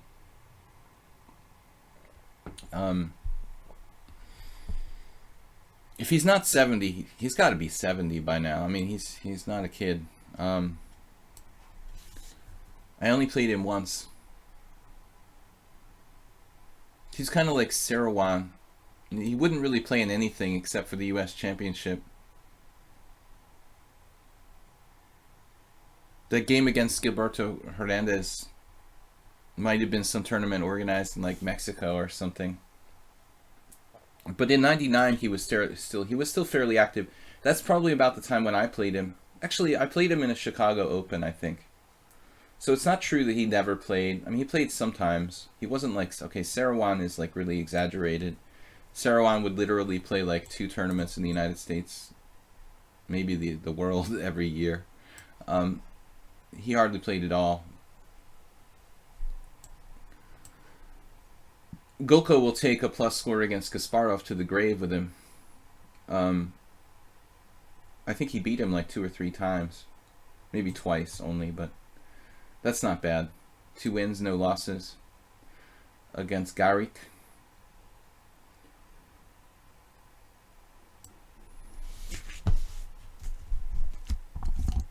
Yasser has to be 60 or so. Maybe not quite 60. Yeah, he's probably around 60. There's a lot of US Grandmasters around that generation. It's kind of like post-Fischer. Yasser was a World Junior champion. But Golko, of course, was Soviet Grandmaster. I mean, not Soviet in philosophy, but he came from the Soviet system. He was persecuted to some degree, I guess. All right, here I don't like my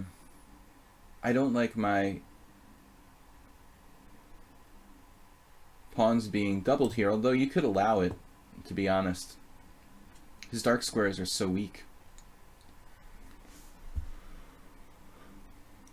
In fact, well, whatever.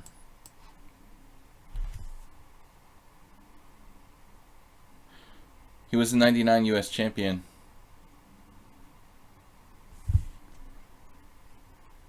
Possible he was like co-champion. I mean, that's pretty late.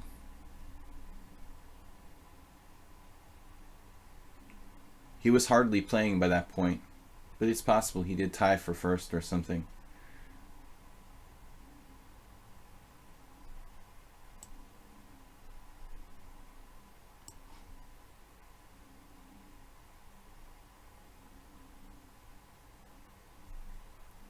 I played him in '98 or '99, possibly as late as 2000.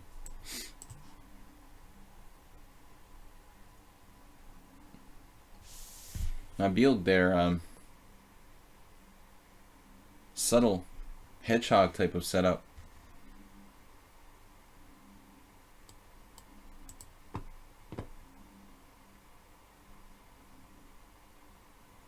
2100 in bullet. I'm not that happy about my position here.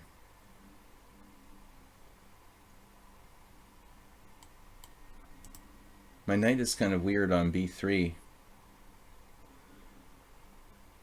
Not too satisfied with this.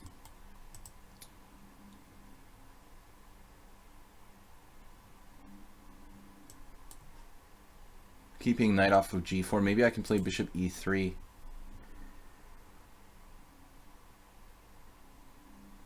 He's got to deal with his bishop on b7 though. He could play knight a5, I guess. Then h3 looks sort of stupid for me. Rook b8 is... Alright, I've got to try to do something here. I've been passive long enough. And not too slow.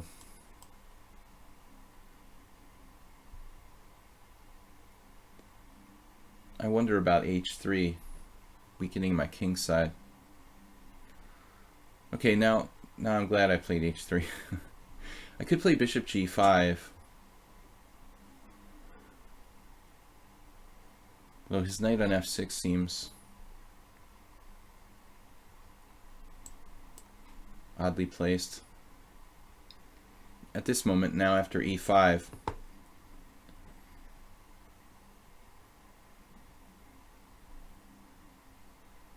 both bishop g5 and bishop e3 are okay here.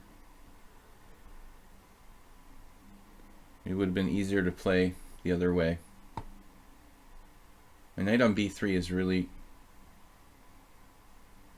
weird. In retrospect, maybe I should have played bishop g5 because it was simpler. If we get into time pressure,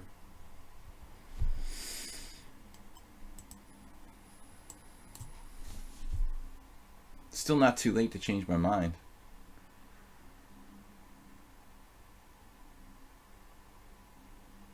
You could play like knight e8 or something like that. What about an exchange sacrifice with knight d5 and like rook c6 here? My knight on b3 is ridiculous in this position.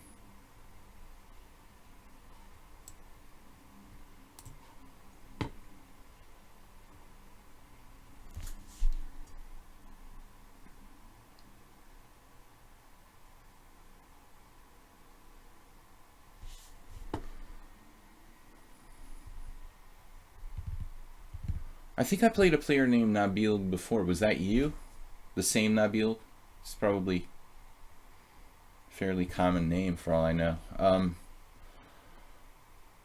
Alright.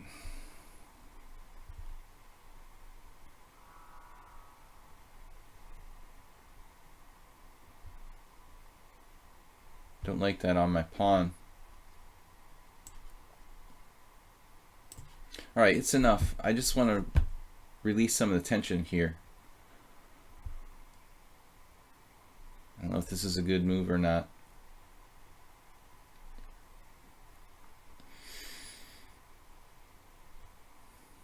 I'm under 2 minutes, and I think he should avoid the exchange. He should avoid the exchange there. That exchange, that particular exchange. Got very good control of the white squares and a kind of clear plan now. I want to bring this back to d2. It's like Nabil's been playing against that piece the whole game, essentially. But I think first of all, if I do this, I mean, I may not have a choice.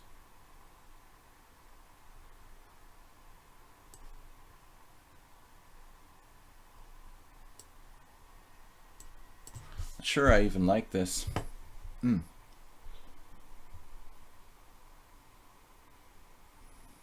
Weird situation now. I think I misplayed this. He's better now. Maybe not better, but I don't really have any advantage.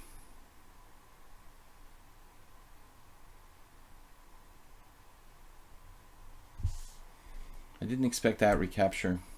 I thought he would play the other way. It's okay. He has some white square weaknesses. Now this endgame should be good for me.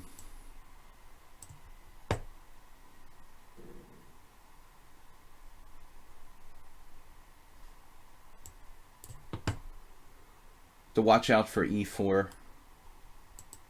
e4 is something I probably shouldn't allow there. Rook c2 may be too hesitant. Yeah, it was a dumb move probably. But I was worried about something. Okay.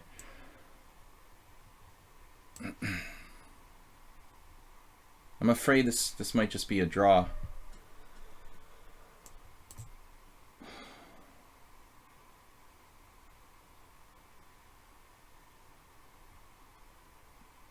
That's a mistake though. He had 97. Well, I don't know. 97 was critical, I thought. Then rook a7.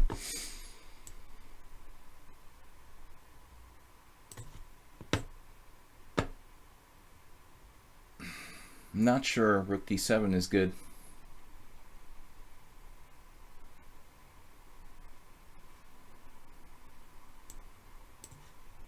Obvious problem.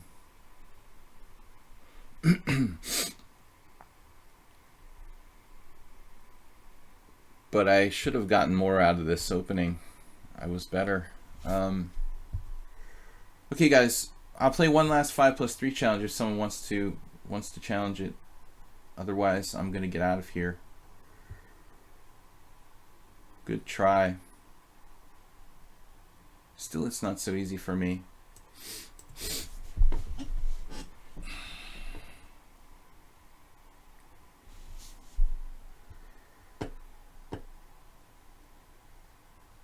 Good D.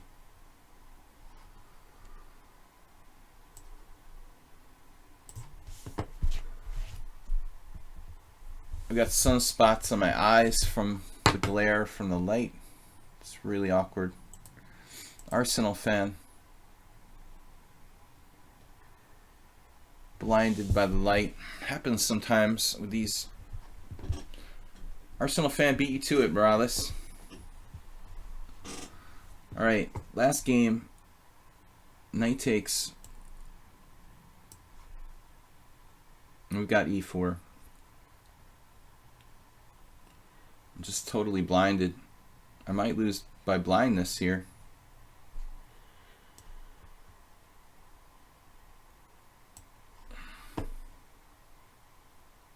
Can't see the squares.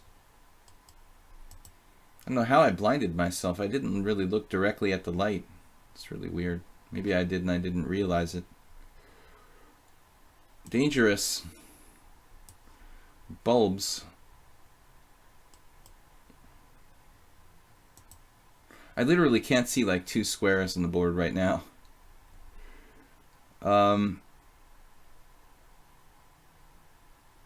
Yeah, he doesn't have the c8 available. Yeah, that's a hallucination. I mean, I can understand, like, you wanted to go there so bad. Alright, Nabil. Arsenal fan. This is the last game for today, guys. I'm going to play blindfold, literally. I can't see e3 and d2 right now. It's good, the blindness seems to be the first rank.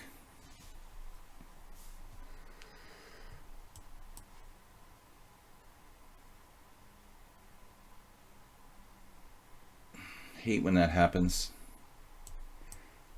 It's weird, I didn't realize I looked at the lamp. Maybe I have some other vision problem, I don't know. I definitely need to get glasses. h6, not good.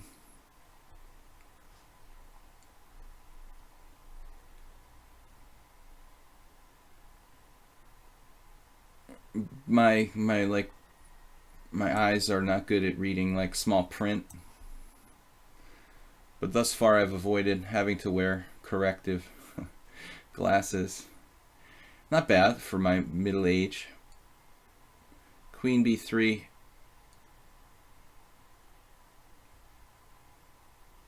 Arsenal fan playing London system.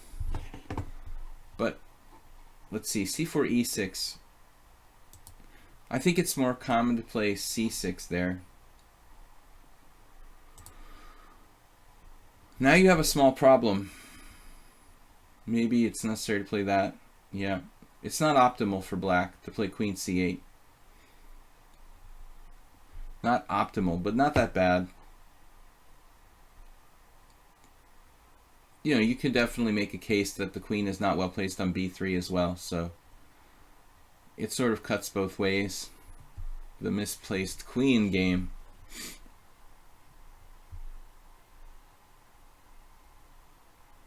Kind of a standard reversed London.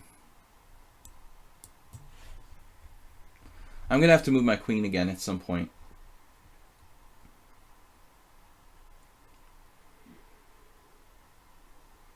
The question is where and when.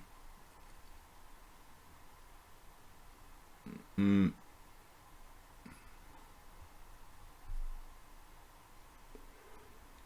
mean, queen c2 is pretty standard. If I play knight c3, he has knight c5, which really messes with me. That's something that can go wrong here, so let's just not allow that. I don't want to see d takes c. I don't want to see knight c5 and have him destroy my position. Not much for white here, though. No. Arsenal fan just dropped a piece. Alright, dude. I take back. I offer a take back. I mean, unless you want to do a Soltigo, like... Why do you need to take back, dude? Just take back with the pawn. I'm not going to take back my move. You can take back your move. I'm not going to take back my move. Just take back with the pawn, dude. I don't see why it's so bad to take back with the pawn here, Rich. You got to take back with the pawn. This is your last chance. I'm never going to cease.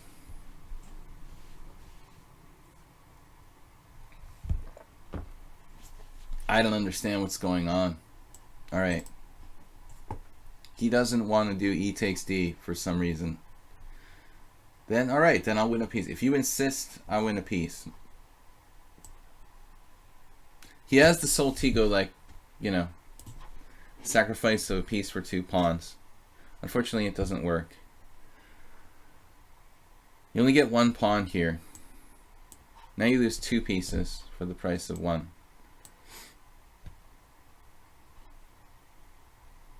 We had another challenge from someone.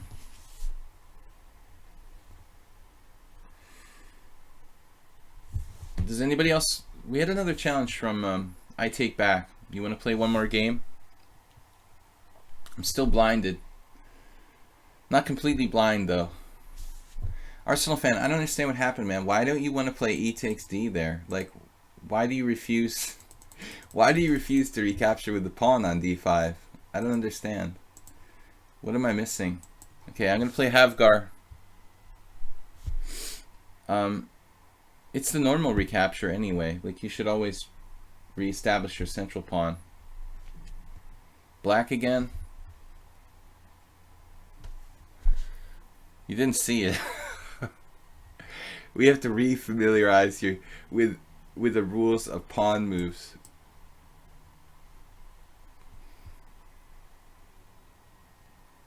I've got to try something different. If you don't see it, I don't see.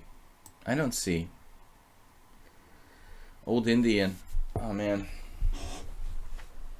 Alright, guys. Quick last game here. Yeah, the d5 is surprising how often people play that. It's perfectly fine. I wonder if I ever did this against Havgar.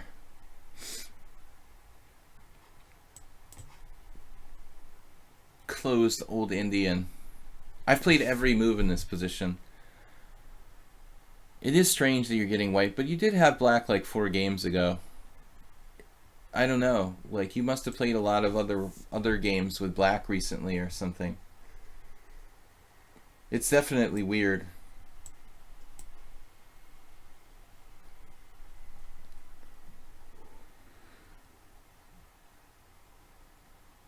So It looks like it looks like my game with Erdos Victor last year in the Bogo Indian. My secret is undeveloping moves.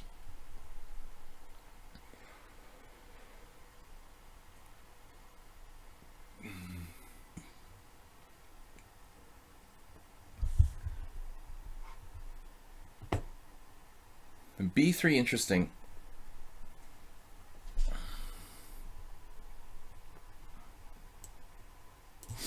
He's going to try to put his bishop on the other diagonal. Alright. Quite an interesting battle now in prospect. It could be very sharp. Maybe I want to think twice about what I'm doing here.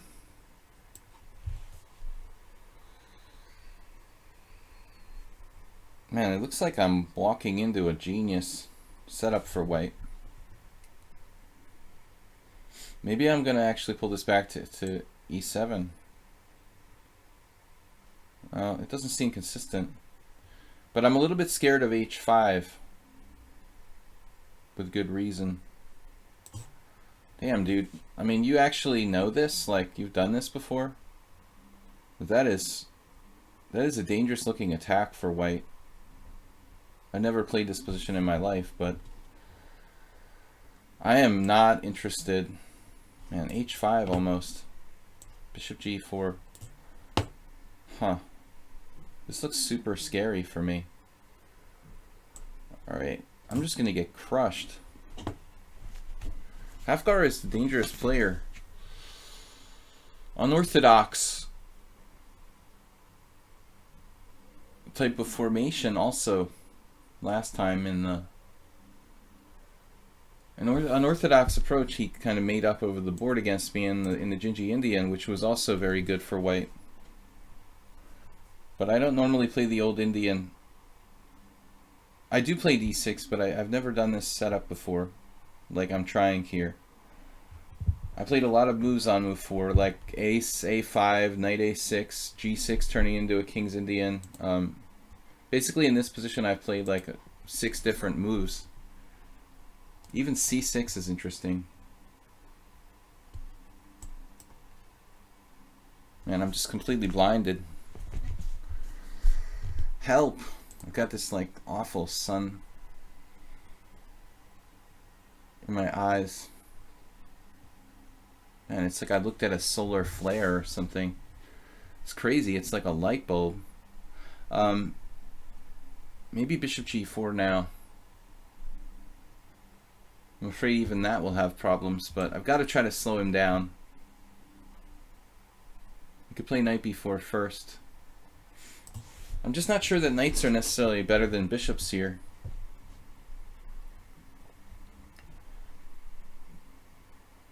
White has some weaknesses. Presumably he's going to try to castle queenside to channel my friend Attila Sebe. Very good at playing strange positions with... This is just getting stranger and stranger by the minute, actually. My blindness is getting worse.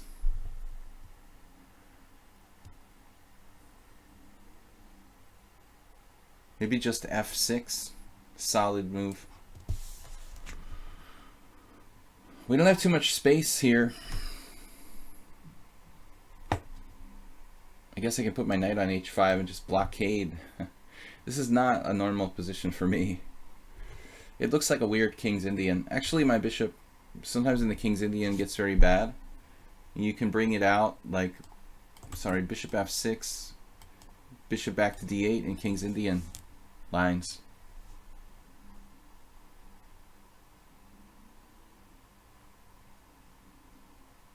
Now it looks like he's prepared to play f5. I just have no idea what's going on here. It's a really weird situation. Phew. I can't see. My eyes are just... There's a massive circle of solar flare. No space.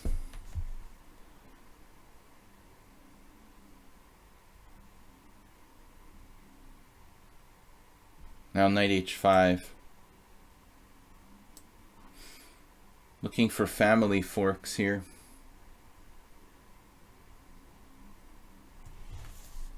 But it's much worse than last game. Now I can't see like 3 squares, 4 squares. I can see them, but they're just like blurry.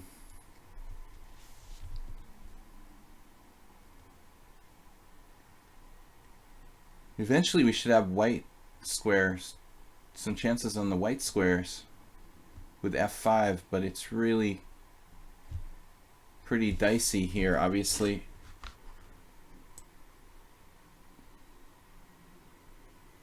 Maybe there's no time. Maybe I have to take on d3 first. There's also a4. Queen d7 is another idea. Just trying to hold the line. Oh, I have bishop f3.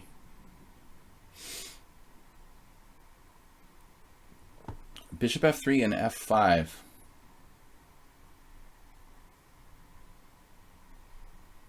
This is going to get crazy. He could get some strong attacking chances here. I think I'm trying to win a piece. But I don't know if this is safe. I can't see it all.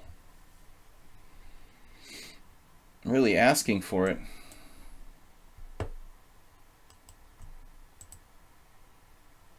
Trying to win a piece here could easily get me mated.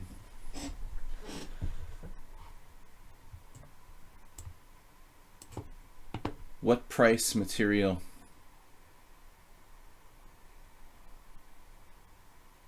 Maybe I would be better at blindfold chess than normal.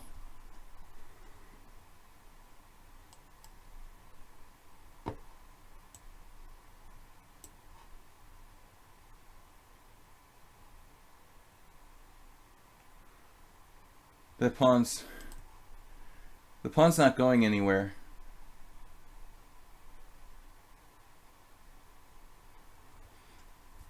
But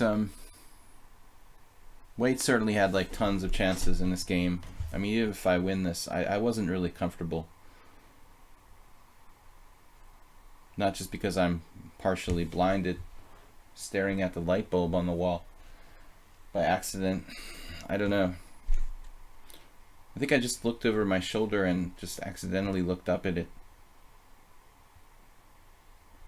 Could be something else. Maybe I should think about going to the eye doctor. Alright, c takes d6.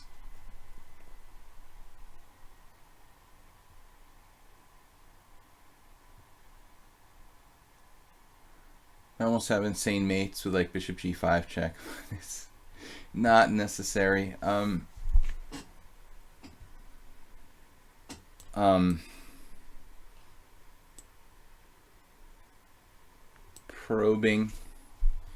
Probing the possibilities.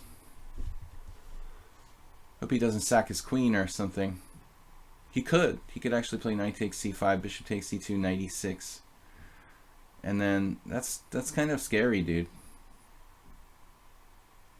I think now it's not as good. Fortunately, he has no queen c3 because of bishop f6 always. I mean, I've been looking at that forever. He should have sacked his queen last move.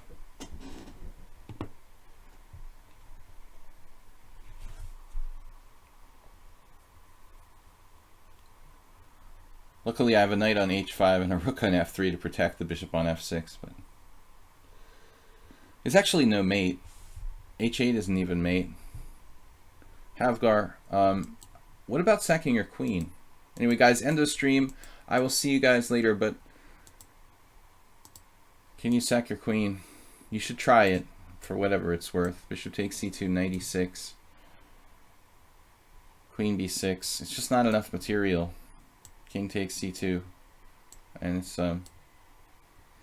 bishop d4. King takes c2. What do you got here? We've only got a piece for the queen. Okay, that's a problem. Anyway, guys, thanks for watching. I will be back on Sunday. It's going to be a simul on Sunday, 6:30 p.m. CET. Anyways, thanks for watching. We got a couple new resubscriptions today. You guys are awesome. Keep the stream going. Sunday simul, Monday back to Blitz and Classical Chess on Monday morning, 10 a.m. I want to thank you guys for watching and playing. I want to thank Subtletigo for moderating and helping with the stream a lot. Okay, guys, I'm going to go try to like unblind myself. I will see you later. Bye-bye. Thanks for watching.